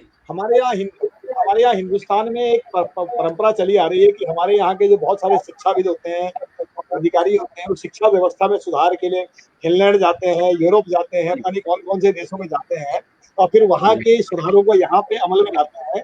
आपकी जानकारी में कोई शिक्षा सीखने के लिए भूटान है क्या? जी भूटान में अब यही, जैसे आपने कहा कि अब जो लोग फिनलैंड जाते हैं वो फिनलैंड इसलिए भी जाते होंगे क्योंकि फिनलैंड के बारे में उन्होंने ज्यादा सुना भी है, और फिनलैंड दूर भी है, तो वहां जाने का मजा ही कुछ और होगा। तो अब तो यही होता है कि आप पड़ोस में जाने में कतराते हैं, लेकिन दूर जाने में आपको आपके निहित स्वार्थ भी है। और पर ये शिक्षा तो आप किसी से भी ले सकते हैं, फिनलैंड जाने की जरूरत नहीं है। आप जी अब एक्सप्लेन मत करिए, मुझे जवाब मिल गया, धन्यवाद। दिल्ली बताया था कि वो वहाँ आए, उनके दिल्ली की टीम गई थी भूटान से सीखने के लिए। दिल्ली का मुझे पता है। जी जोशी सर, दिल्ली का मुझे पता है। दिल्ली के जब डॉक्टर राजेश आए थे तो उन्होंने कहा मैं भूटान गया था, मैंने क्वेश्चन भी किया था कि भूटान का हैप्पी क्वोशिएंट इंडेक्स जो है उनका, नहीं हम भूटान गए थे, हमारे कुछ टीचर गए, प्रिंसिपल्स गए, भूटान में हमने एक्सचेंज किया सब हुआ। तो ऐसा नहीं है कि भूटान नहीं जाते, भूटान से भी सीखा जा सकता है, सीखने की कोई वैल्यू है ही नहीं। मैंने वही कहा कि ये सब्जेक्टिव है। आदमी मतलब आपको कहाँ से क्या सीखना है वो तो आदमी आपकी उस पे नेचर पे डिपेंड करता है। आप कितना सब्जेक्टिव है, किससे आप सीखना चाहते हैं और क्यों सीखना चाहते हैं, ये भी एक है। जैसे यहाँ पे एक्सचेंज प्रोग्राम भी होते हैं, यहाँ के शिक्षक भी इंडिया जाते हैं, अच्छे अच्छे स्कूलों में जाते हैं। तो पर अब हमारा क्या नजरिया ही कुछ ऐसा रहता है कि अगर कोई क्या आपका हैप्पीनेस या वाला कॉन्सेप्ट भी जो है तो वो एक सब्जेक्टिव है। आप कैसे इस चीज को देखते हैं, आप कितना सेटिस्फाइड हैं किसी चीज से, तो वो चीज को आप तोड़ नहीं सकते। तो ये हैप्पीनेस क्वेश्चन क्या है सर, थोड़ा दर्शकों को ये भी बताइएगा, ये क्या है और भूटान में सबसे पहले क्यों है? जी हम क्यों नहीं पहले या दूसरे देश क्यों नहीं पहले? हाँ नहीं, ये ऐसा था कि पहले जैसे जब fourth king somewhere in 70s की बात है, तो उनके सामने दो पक्ष थे। एक पक्ष था कि मतलब देश को ऐसे विकसित किया जाए कि उसकी जो जीडीपी बढ़े, इंडिया की तरह जीडीपी, हाँ इंडिया की तरह विकसित किया जाए। हाँ, अब जीडीपी में क्या है कि आप जो है आप मटेरियलिस्टिक थिंग देखते हैं, मटेरियलिस्टिक आपका कैसा क्या अचीवमेंट है, आप हाउ रिच आर यू। पर रिच का मतलब ये नहीं है कि rich is not always happy. तो अब उन्होंने एक कॉन्सेप्ट लाए कि gross national happiness is more important then gross national product. तो तब वो एक ये कॉइन हो गया वर्ड ग्रॉस नेशनल हैप्पीनेस। तो उसमें क्या था कि आप जब किसी समाज को देखते हैं तो ये चीज नहीं देखी जाएगी कि आप कितने धनी हैं या आपके पास कितनी बड़ी वेल्थ है, जबकि ये देखा जाएगा कि आप कितने खुश हैं। तो खुशी भी अब हमारे ये भी एक सब्जेक्टिव चीज है, सब्जेक्टिव। जैसे आप खुशी कैसे देखते हैं, समाज में सब खुश कैसे रहते हैं? तो खुश तभी रहेंगे जब आपके मानव मूल्य अच्छे होंगे, आप एक दूसरे से जो है मेल भाव से रहेंगे, आपके अंदर ज्यादा डिस्पैरिटी नहीं है। क्योंकि क्या है, सोशियो इकोनॉमिक स्टेटस से भी बहुत ज्यादा डिस्पैरिटी आती है। अगर आपको एक रिच क्लास बना देंगे आप, तो उस रिच क्लास के और जो पुअर क्लास में बहुत डिस्पैरिटी होने से भी आप कभी हैप्पी फील नहीं करेंगे। क्योंकि क्या होगा कि पुअर आपको हमेशा जेलेसी से देखेगा रिच को, और रिच को हमेशा वो फियर रहेगा कि पुअर उसे कभी भी लूट लेगा। तो इसमें क्या है कि समाज में जो बहुत ज्यादा हम अंधाधुंध डेवलपमेंट लाएंगे तो क्या होगा, कुछ sector of the people will become very rich but many will remain poor. जैसे मैंने अभी आपको बताया कि 1% of the rich in India have more than 4 times of 70% of poor. तो 1% रिच है, लेकिन इसलिए हमारे पास जो बिलियनियर भी हैं, पर हमारे पास पुअरेस्ट ऑफ द पुअर भी है।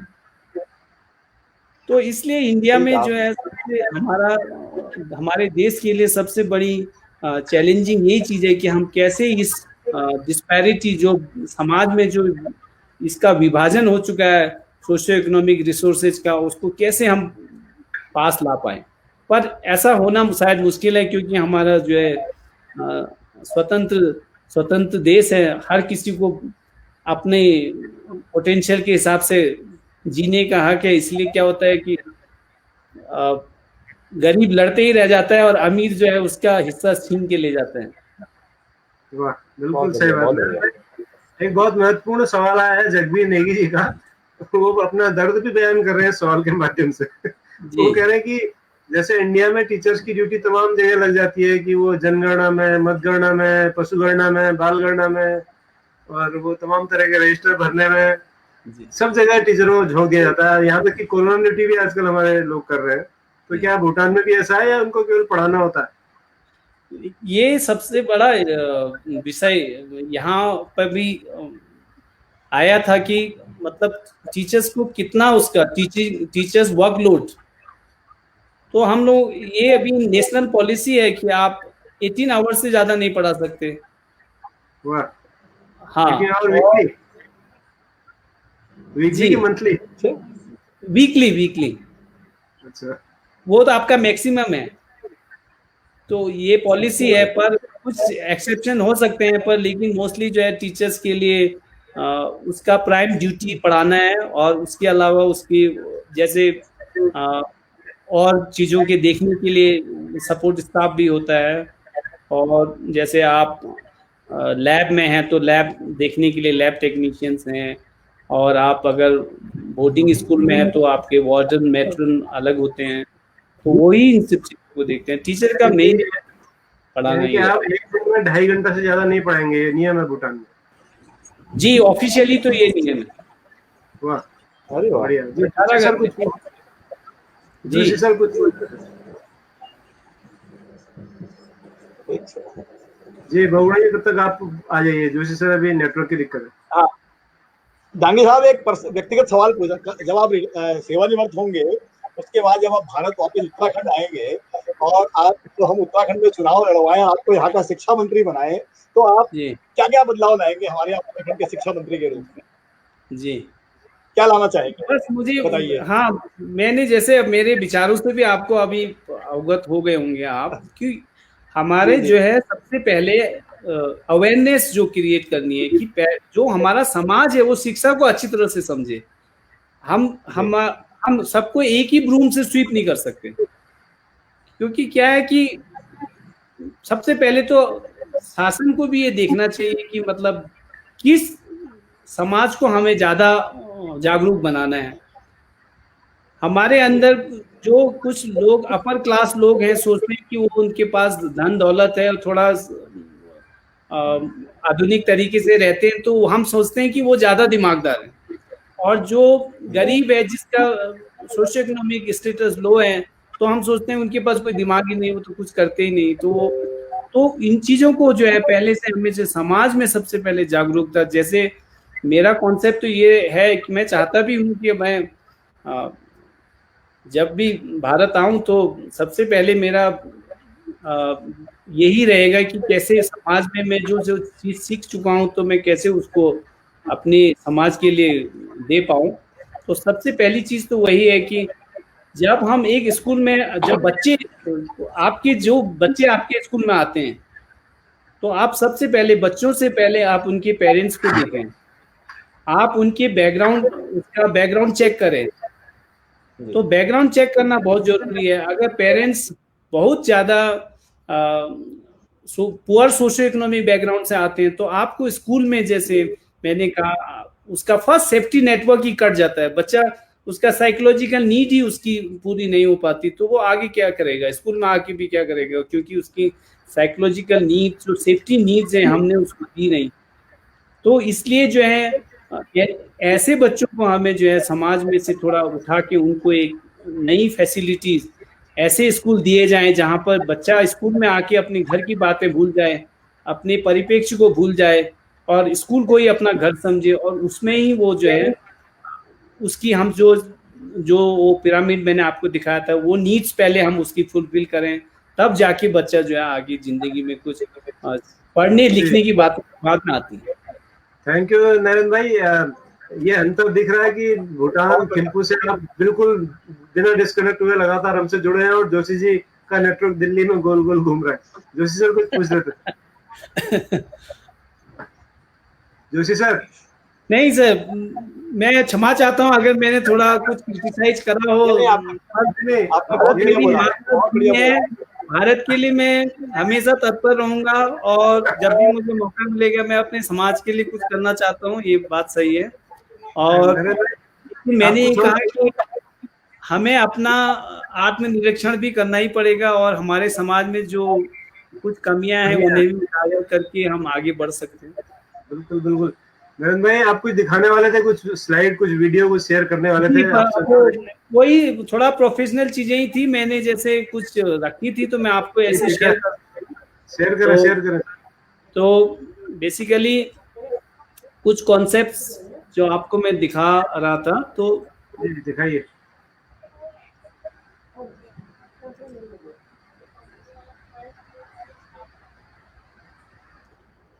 जैसे ये कॉन्सेप्ट है ग्रॉस नेशनल हैप्पीनेस का। तो ये ग्रॉस नेशनल हैप्पीनेस में क्या है कि ये मेन कॉन्सेप्ट है, जो गाइडिंग प्रिंसिपल है उसका जो है, ये 4 पिलर्स हैं इसके। 4 पिलर्स जो हैं, अगर हम ये 4 पिलर्स को अगर देखें, तो इसमें आप सबसे जो इम्पोर्टेंट देखेंगे, यहाँ पर एक गुड गवर्नेंस है। तो ये एक ऐसी चीज है कि आप कैसे एक अच्छी शासन व्यवस्था अपने समाज को दे सकते हैं, ये सबसे पहली इम्पोर्टेंट चीज है, क्योंकि गुड गवर्नेंस से ही सब कुछ हो पाएगा। दूसरा है कि आप जैसे देखेंगे कि sustainable and equitable socio economic development, अगर हम समाज में कुछ डेवलपमेंट लाना चाहते हैं तो हमारे अंदर ये कॉन्सेप्ट जरूर रहना चाहिए कि वो सस्टेनेबल डेवलपमेंट हो, वो लोगों से जुड़ा हुआ हो, और जिसको जो है वो खाली सरकारी पूंजी से ही जुड़ा हुआ ना हो, सरकारी सपोर्ट से ही ना जुड़ा हुआ हो, लोगों की उसमें भागीदारी हो। और तो इस प्रकार से हम अगर सस्टेनेबल डेवलपमेंट को देखेंगे, और उसमें नेक्स्ट स्टेप आता है एनवायरमेंटल प्रिजर्वेशन। हम जिस समाज में रह रहे हैं उसका एनवायरमेंट कैसा हो, पर्यावरण को हम ध्यान दें, पेड़ पौधे लगाएं, ज़्यादा से ज़्यादा लगाएं, लोगों को जागरूक करें, और ऐसी चीज़ें कम करें जिससे जो हमारे समाज में या हमारे पर्यावरण को नुकसान पहुँचे। तो ये सब चीज़ें अगर हम देखेंगे तो आप एक हार्मनी जो रहती है वो समाज में देख पाएंगे, और हर कोई उसमें अच्छी तरह विकसित हो पाएगा। तो और सबसे बड़ा एक चीज है कि promotion and preservation of culture. जैसे मैंने कहा कि हम किस रूट से आते हैं, हमारी रूट्स जो है, जब हम पैदा होते हैं जिस परिप्रेक्ष्य में भी हम पैदा होते हैं, तो सबसे पहले जो हम सीखते हैं अपने माता पिता से सीखते हैं, अपने पड़ोस से सीखते हैं, अपनी कम्युनिटी से सीखते हैं। तो अगर हमारी कम्युनिटी में वो सब चीजें अगर हम प्रिजर्व करें, अच्छी बातें प्रिजर्व करके उसको कल्चर, हमारा एक कल्चर अच्छा डेवलप हो, तो वो सब चीजें हमें जो है स्कूल में बच्चों को, उससे या बच्चे की एक माइंडसेट बन जाता है और वो अच्छा नेचुरली एक अच्छा इंसान बन पाएगा। ऐसे ही आप एक दूसरा और स्लाइड में दिखाता हूं आपको।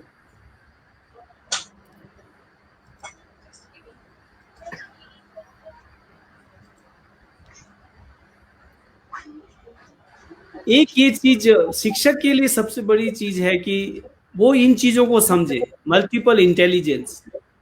हम जब बच्चे को देखते हैं, हमारा जैसे जोशी जी ने भी कहा कि बच्चे को सिर्फ हम यही सिखाते हैं कि उसे आगे बढ़ना है, मार्क्स अच्छे लाने हैं, मार्क्स अच्छे ला के उसे उस फील्ड में कुछ करना है। तो लेकिन हम वो भूल जाते हैं कि उसकी जो इंटेलिजेंस है, मल्टीपल इंटेलिजेंस होती है बच्चे में, और उसका विकास कई प्रकार से हो सकता है। ये नहीं कि वो जो हम सेट कर पा रहे हैं उसी में उसका विकास हो। तो जैसे कुछ बच्चे जो है उनकी इंटेलिजेंसेस में डिफरेंस होता है, तो इंडिविजुअल लर्निंग को हमें देखना है। कोई बच्चे जो है, जैसे अगर उनका माइंडसेट काइनेस्थेटिक है, तो वो ज्यादातर बॉडी स्टिमुलेशन जो रहती है उन चीजों से सीखते हैं। कुछ बच्चे म्यूजिकल वे में सीखते हैं, कुछ बच्चे विजुअल, जो उनको अगर हम आईसीटी का यूज करके अच्छे जो है हम स्लाइड्स बनाएं और बच्चों को जो है, तो उससे वो ज्यादा अच्छा सीखते हैं। तो हमें जब अगर हम अपने बच्चों के उनको ग्रुपिंग कर लेते हैं और वेराइटीज ऑफ स्ट्रेटजीज यूज करते हैं, तो उससे जो है बच्चों को ज्यादा सीखने का मौका मिलता है और उनकी नीड्स भी फुलफिल होती हैं। अगर टीचर एक ही प्रकार से चलते रहेगा, तो जो बच्चे उस जिनका इंटेलिजेंस वो नहीं है, तो और बच्चे उसमें कभी भी बेनिफिट नहीं पा सकते। बहुत बढ़िया, बहुत बढ़िया। नरेंद्र भाई, जोशी सर आ गए। सर आप कुछ पूछ रहे थे? मैं नहीं, नेटवर्क बीच में डिस्कनेक्ट हो गया। मैं बीच में बहुत मिस किया मैंने, तो मैं फेसबुक में देखता हूँ इसको क्या प्रोग्राम है, लेकिन बहुत सुंदर रहा, बहुत सुंदर, बहुत बढ़िया, बहुत बढ़िया जी। बड़े मजेदार सवाल भी हमारे साथी पूछ रहे हैं। आदत से मजबूर है कि हार्वर्ड गार्नर का 9 सॉर्ट ऑफ इंटेलिजेंस का वो आया था। कल के सारे सवाल आज रहे हो। जी कोई बात नहीं, मुझे भी अच्छा लग रहा है कि आपके दर्शक लोग भी काफी इसमें रुचि ले रहे हैं, और टाइम का भी पता नहीं चला, पता नहीं कितना टाइम हो गया आपका, शायद 1.5 घंटा हो चुका है। बस खत्म करना है। मैं ये पूछना चाहता था, भूटान में जो आपके स्टूडेंट्स बहुत एक्स्ट्रा इंटेलिजेंस निकलते हैं और लाइफ में बहुत अचीव कर पाते हैं जी, क्या उनको भूटान यूज करता है, या भूटान उनको कैसे ऑनर करता है? कुछ अमेरिका गए, कुछ जी स्वीडन गए, कुछ जर्मनी गए, वहां बहुत अच्छा काम कर रहे हैं, तो हाउ डू दे पे बैक? यस, नहीं मेन जी। और what is your system of honouring them? पे बैक तो बड़ा दूसरी कंसेप्ट हो गई, लेकिन आप कैसे उनका, भूटान सरकार उनका कैसे सम्मान करती है, उनका डाटा कैसे संभालती है कि किसी आपातकालीन स्थिति में उनकी मदद ली जा सके? जी, एक तो यहाँ पर सबसे अच्छा वो चीज़ है कि आप कहीं भी भूटान के जो है किसी भी देश से कोई संबंध है, तो सबसे पहली चीज़ आती है शिक्षा। तो आप जैसे ही संबंध किसी देश से बनाते हैं, तो आप सबसे पहले उसकी शिक्षा प्रणाली से बच्चों के लिए क्या फायदा हो सकता है वो चीज़ देखते हैं।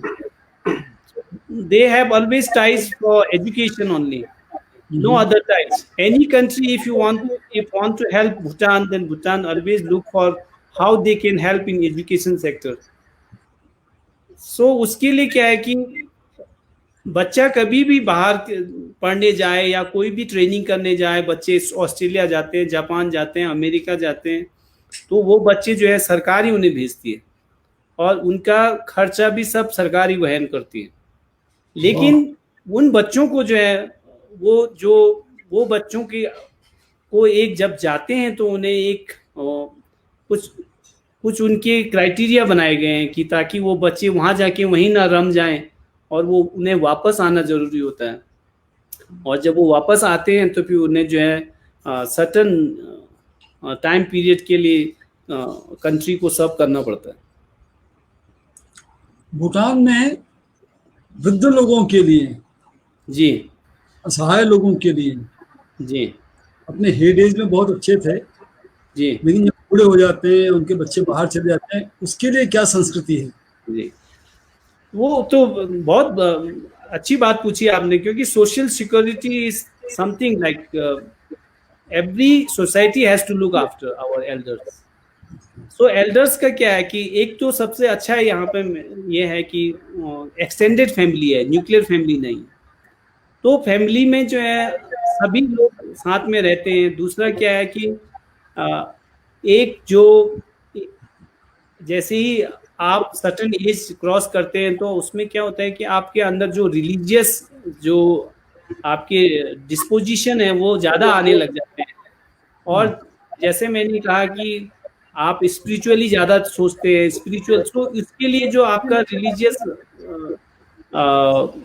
सिस्टम ऐसा बना हुआ है कि आदमी जो है फिर ज़्यादातर मोस्टली रिट्रीट में चले जाते हैं लोग। और फिर उसमें जो एज ओल्ड लोग हैं उनके लिए फैमिली में भी एक्सेप्टेंस अच्छी है, तो वो फैमिली के साथ ही अपना अच्छी तरह से, जैसे आपका मोस्टली क्या है मेडिटेशन में आप चले जाते हैं तो आप ज़्यादा रिलीजियस हो जाते हैं, तो उसकी जो है तो आदमी के अंदर वो टेंशन नहीं रहती। अब क्या है जैसे कि 3 चीज़ें अगर हम सही कर लें अपने समाज में, तो 3 चीज़ें क्या है। सबसे पहले तो आप एजुकेशन देखेंगे, दूसरा आप देखेंगे कि हेल्थ, क्योंकि आदमी जब भी उसके अंदर सबसे बड़ी वो रहता है कि अगर वो हेल्दी नहीं रहेगा तो फिर कैसे हो। और थर्ड ये होता है कि आपका समाज में आपकी सुरक्षा कितनी है, समाज में आप सुरक्षित हैं कि नहीं। तो अगर ये 3 चीजें स्टेट देखे, अगर शासन व्यवस्था इनको देख ले, आपको आप वर्ल्ड क्लास अच्छी शिक्षा समाज में अगर आप फ्री देंगे तो पहला आपका जो एज ए पेरेंट जो आपके अंदर एक फियर रहता है कि आप अपने बच्चों को क्या शिक्षा दे ला पाएंगे, कौन सी, तो आदमी उसमें ही रह जाता है। और दूसरी चीज है कि स्वास्थ्य, तो स्वास्थ्य भी अगर आप अपने लोगों को फ्री देंगे तो उससे क्या होगा कि आपके अंदर वो चीज भी चले जाएगी कि आप भाई मैं अगर कल के दिन कुछ मुझे हो गया तो मुझे कौन देखेगा। तो इससे क्या होता है कि हमारी जो आपका एक साइकोलॉजिकल फियर जो रहता है हर आदमी में कि भाई मुझे अपने बच्चों को सही शिक्षा कैसे मिलेगी, या मैं अगर बीमार हो गया मुझे कुछ होगा तो मुझे कौन उसका इलाज करवाएगा, या अगर मैं कल के दिन बुढ़ापे में मुझे कैसे मेरा इलाज कौन करेगा, मुझे मेडिसिन कौन दिलवाएगा। तो ये सब चीज़ें जो है अगर सरकार देखती है तो उससे जो है समाज में एक अच्छा मैसेज जाता है और आपके अंदर जो है अननेसेसरी फियर नहीं होते। तो हिंदुस्तान का जी एक कोट कि पहला सुख निरोगी काया, दूसरा सुख घर में माया, तीसरा सुरक्षा पत्नी, और मतलब आगे आगे, तो वो सब फेल हो गया भूटान में। तो जी जी जी, स्वास्थ्य आपने देख ही लिया, शिक्षा आपने देख ही ली, माया के पीछे आप उतना है नहीं, तो अपने आप ही एप्लीकेशन में पहले नंबर पे आएंगे। वही है सर, बस यही सबसे बड़ी चीज है कि अगर हमारे अंदर वो, क्योंकि मोस्टली में हमने ये देखा है कि हमारे अंदर वही असुरक्षा जो रहती है ना, समाज में असुरक्षा क्यों आती है? क्योंकि वही है, जब मुझे कुछ परेशानी होगी तो कौन देखेगा? तो आदमी के अंदर वो अंधापन रहता है कि वो कितना ही कमा ले फिर भी असुरक्षित ही रह पाता है, क्योंकि फिर उस हिसाब से पुरानी पेंशन स्कीम सबको चाहिए। जी, पुरानी पेंशन सबको चाहिए। जोशी सर, देखिए अमेरिका में, एक मिनट बहुना जी, एक मिनट, अमेरिका में प्रेसिडेंट के इलेक्शन में सबसे बड़ा मुद्दा जो होता है ना, वो हेल्थ का होता है, सोशल सिक्योरिटी का होता है। मतलब पूरा वोटिंग पैराडाइम चेंज हो जाता है अमेरिकन प्रेसिडेंट की हेल्थ पॉलिसी को लेके। बहुत जल्दी शो में अमेरिका के भी शिक्षक होंगे सर, तो उनसे इस पर चर्चा करेंगे। हाँ, चर्चा करेंगे, ठीक। बहुगुणा जी कुछ कह रहे हैं? बहुगुणा जी कुछ कह रहे हैं, वो मुझसे पूछ रहे हैं या डांगी जी से पूछ रहे हैं, पता नहीं। मैं जोशी सर, आप ये कह रहे थे ना, ये जो समस्याओं के बारे में जिक्र चल रहा था, तो अंग्रेजी में एक कहावत है कि no carbon copy can supersede original copy. Oh yes, carbon copy हमेशा, तो हमने ब्रिटेन की, यूरोप की इतनी नकल कर ली है ना, तो हम कैसे सुपरसीड कर लेंगे? सारी जो उनकी गंदगी, सारा कचरा, सारा जो समस्याएं तो हम लेके बैठे हुए, जो बगल में भूटान से, नेपाल से, श्रीलंका से, इनसे हम सीखते ही नहीं है। हम तो उनसे कार्बन अगर नकल भी कर रही थी ढंग की कर लेते, बगल में कर लेते ना जाकर के। नकल करने इतनी दूर क्यों जाते हो भैया? नहीं, मुझे लगता है संविधान निर्माताओं ने बहुत कोशिश की।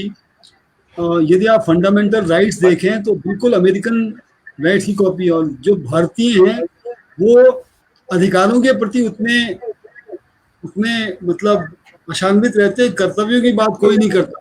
भूटान में एक सिस्टम जो बनाया गया, वो कर्तव्यों की और अधिकारों की बात बाद में, कर्तव्यों की बात पहले, वही वाली बात है। इसीलिए मुझे लगता है कि वो संविधान हमारा बहुत अच्छा है। कहा था, धन्यवाद सर आप दोनों का विचारों के लिए। अभी हम भगवान जी क्या नाम, हमारे आज के मेहमान नरेंद्र सिंह डांगी जी से फिर से मुखातिब होते हैं। वो आपके विचारों से लाभ ले रहे हैं। डांगी जी, हम अंतिम सत्र में हैं बिल्कुल, इसके बाद समापन की ओर जाएंगे, लेकिन आप तब तक सोचिए कि आप क्या अंतिम संदेश हमारे देशवासियों को, हमारे देश के शिक्षकों को या दुनिया के शिक्षकों को देना चाहते हैं, क्योंकि अभी हम दो देशों के शिक्षकों के रूप में बातचीत कर रहे हैं। तो मैं इससे पहले अपने दर्शकों को बताना चाहूंगा साथियों, कल 102 नंबर का जो एपिसोड होगा, एपिसोड नंबर 102, उसमें हमारे साथ तिरुवल्लुर तमिलनाडु से होंगे संगीत के आचार्य शिक्षक ए प्रभाकरन जी। तो कल शाम 7 बजे हम चेन्नई के आसपास होंगे तिरुवल्लुर में, जहाँ से प्रभाकरन जी हमारे साथ होंगे। तो शाम 7 बजे हमसे जुड़ना मत भूलिएगा। आज ही की तरह बहुत रोचक चर्चा और संगीत के बारे में बात करेंगे। जोशी जी कुछ कह रहे हैं, फिर डांगी जी के अंतिम जो अनाउंसमेंट करने वाले थे, क्वेश्चन वाली, वो भी कर दीजिए, वो भी है आप सबके लिए कि कल से हम एक सवाल पूछेंगे, जोशी सर एक सवाल पूछेंगे आपसे इसी शो के बिल्कुल शुरू में, ठीक 7 बजे। तो आप 7 बजे रेडी रहिएगा। शो शुरू होते ही सवाल हम डाल देंगे और शो के अंत में उसका जवाब देने की कोशिश करेंगे। उस 1 सवा घंटे की अवधि में उसको आपको जवाब देना है, उस प्रश्न का सही जवाब। जो भी दर्शक सबसे पहले उसका सही जवाब देगा उस सवाल का, उसको माया ऑप्टिकल्स हल्द्वानी की ओर से 1000 रुपए का सन गॉगल बिल्कुल फ्री उसके घर पहुंचाया जाएगा। क्या मैं फिर से अपना वक्तव्य दोहराना चाहूंगा कि कल ठीक 7 बजे शो शुरू होते ही संस्कृत से संबंधित एक सवाल आदरणीय गिरीश चंद्र जोशी जी पूछेंगे, और जो भी दर्शक उस सवाल का सबसे पहले जवाब देगा उसे माया ऑप्टिकल्स हल्द्वानी की ओर से 1000 रुपए की कीमत के सन गॉगल उनके घर पर भेंट के रूप में पहुंचाए जाएंगे। तो इस सूचना के लिए मैं माया ऑप्टिकल्स हल्द्वानी, जो बहुत बार सबसे बड़ा शोरूम है ऑप्टिकल्स का हल्द्वानी में, उनका आभारी हूँ। कल आप रहेगा जी, हम सब आभारी हैं, बिल्कुल बिल्कुल जी। तो नारायण भाई, हम अंतिम चरण में हैं, आप कुछ कहना चाहेंगे? जी बस अब 1 घंटा 40 मिनट हो गए, तो आपका शो अच्छा चल रहा है। आप सभी जो दर्शकों से मेरा यही कहना रहेगा कि ये एक तो टीचर्स शो आपने बनाया है, तो टीचर्स के उसमें आप ज़्यादातर जो जुड़ने वाले होंगे, हमारे भाई बंधु सब टीचर्स ज़्यादा होंगे। तो एक छोटी सी चीज़ हम कर सकते हैं समाज के लिए कि खाली अपने आप को टीचर ना समझें। टीचर खाली आप एक प्रोफेशन को जो है एक पैसा कमाने का जरिया ना समझें। कम से कम आप जिस क्लास में आप जाते हैं अपने बच्चों के भूत वर्तमान को पहले पहचानिए और उनकी भविष्य की चिंता कीजिए। तो वही सबसे बड़ा मेरा निवेदन रहेगा सब बंधुओं से जो शिक्षा किसी भी प्रकार से शिक्षा दे रहे हैं, क्योंकि जो डिफरेंस एक टीचर समाज में ला सकता है, तो मैं ये चाहता हूँ कि जो भी बच्चा आपसे पढ़े वो कभी जिंदगी में ये आपसे ये ना कहे कि मैं अपने टीचर से ज़्यादा इंटेलिजेंट था, ये कभी ना सोचें।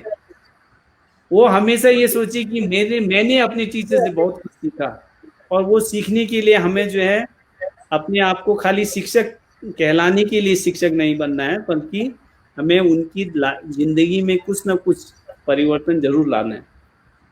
यही मेरा। बहुत बढ़िया नयन भाई, बहुत बहुत धन्यवाद आपका। आपने हमारे शो के लिए इतना समय निकाला, इतनी दूर थिम्पू में आप बैठे हुए हैं और इतना खूबसूरत नेटवर्क भूटान का कि एक बार भी आप डिस्कनेक्ट नहीं हुए। तो ये भी हमें सीखना है, ये भी हमें सीखना है जी भूटान से। और आपकी मुस्कुराहट बता रही है कि आप कितने हैप्पी हैं वहां पर। तो हैप्पीनेस प्रोग्राम जो दिल्ली में चल रहा है वो भूटान में सार्थक हो रहा है जी।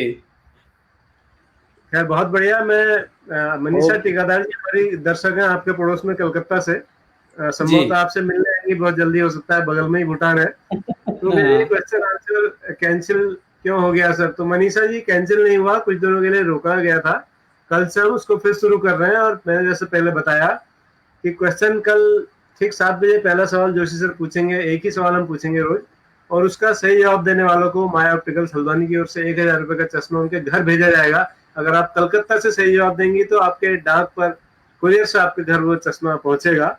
ये आपके लिए शुभ सूचना है। तो कल तैयार रहिएगा अपने दिमाग पर जोर डालने के लिए, थोड़ा घिस के रंदा लगा के बैठिएगा दिमाग पर कल, बिल्कुल ताजा होकर के। तो कल एक सवाल आएगा, उसका जवाब आपको देना है। तो मित्रों, इन्हीं शब्दों के साथ मैं आप सबको बहुत बहुत धन्यवाद देता हूँ, और खासकर आपके आज के हमारे मेहमान नरेंद्र डांगी जी को, जिन्होंने हमारे आग्रह को स्वीकार किया। और 101 जो बड़ा शुभ अंक है, उन्होंने बताया कि डबल सेंचुरी की शुरुआत है। और हमारे बहुत सारे दर्शकों ने भी कहा कि बड़ी धुआंधार बैटिंग की है डांगी जी ने, पहला रन बहुत अच्छा बनाया है। और वंडरफुल पर्सनालिटी अपूर्व पंत जी लिख रहे हैं अल्मोड़ा से। और राकेश पोखरियाल जी पूछ रहे हैं कहाँ रहते हैं डांगी जी भूटान में? तो डांगी जी थिम्पू के पास रहते हैं सर। पिछली बार हम जब गए थे आप और हम साथ थे तो मिल नहीं पाया उनसे, क्योंकि आप लोगों के पास बड़ा कम समय था, मेरे पास तो बहुत समय था। तो डांगी जी से पिछली बार मुलाकात नहीं हो पाई, तो फिर हम दोबारा भूटान जाएंगे तो बगैर डांगी जी के से मिले नहीं आएंगे। बहुत बहुत धन्यवाद आप सबका। डांगी जी आपका फिर से आभार, और कल ठीक 7 बजे हम एक बार फिर से मिलेंगे। तब तक के लिए हम द टीचर शो के इस 101वें एपिसोड से विदा लेते हैं। नमस्कार, शुभ रात्रि। नमस्कार। The teachers show.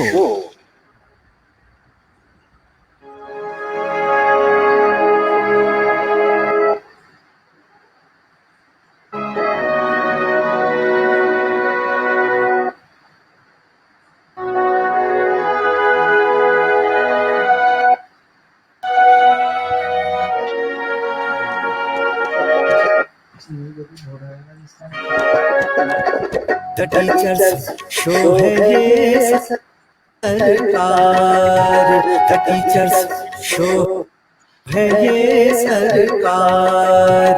चलो जी हो जाओ तैयार, चलो जी हो जाओ तैयार, चलो जी हो जाओ तैयार। द टीचर्स शो है ये सरकार, द टीचर्स शो है ये सरकार।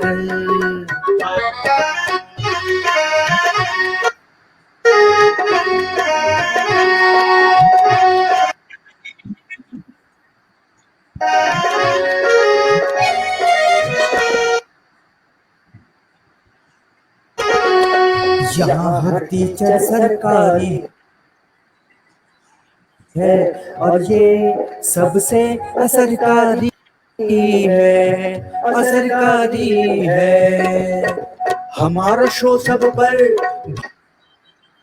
भारी है, ये जब से शुरू हुआ जारी है, जारी है, जारी है। द टीचर्स शो है ये सरकार, चलो जी हो जाओ तैयार, चलो जी हो जाओ तैयार। द टीचर्स शो है ये सरकार, द टीचर्स शो है ये सरकार, द टीचर्स शो है ये सरकार, द टीचर्स शो।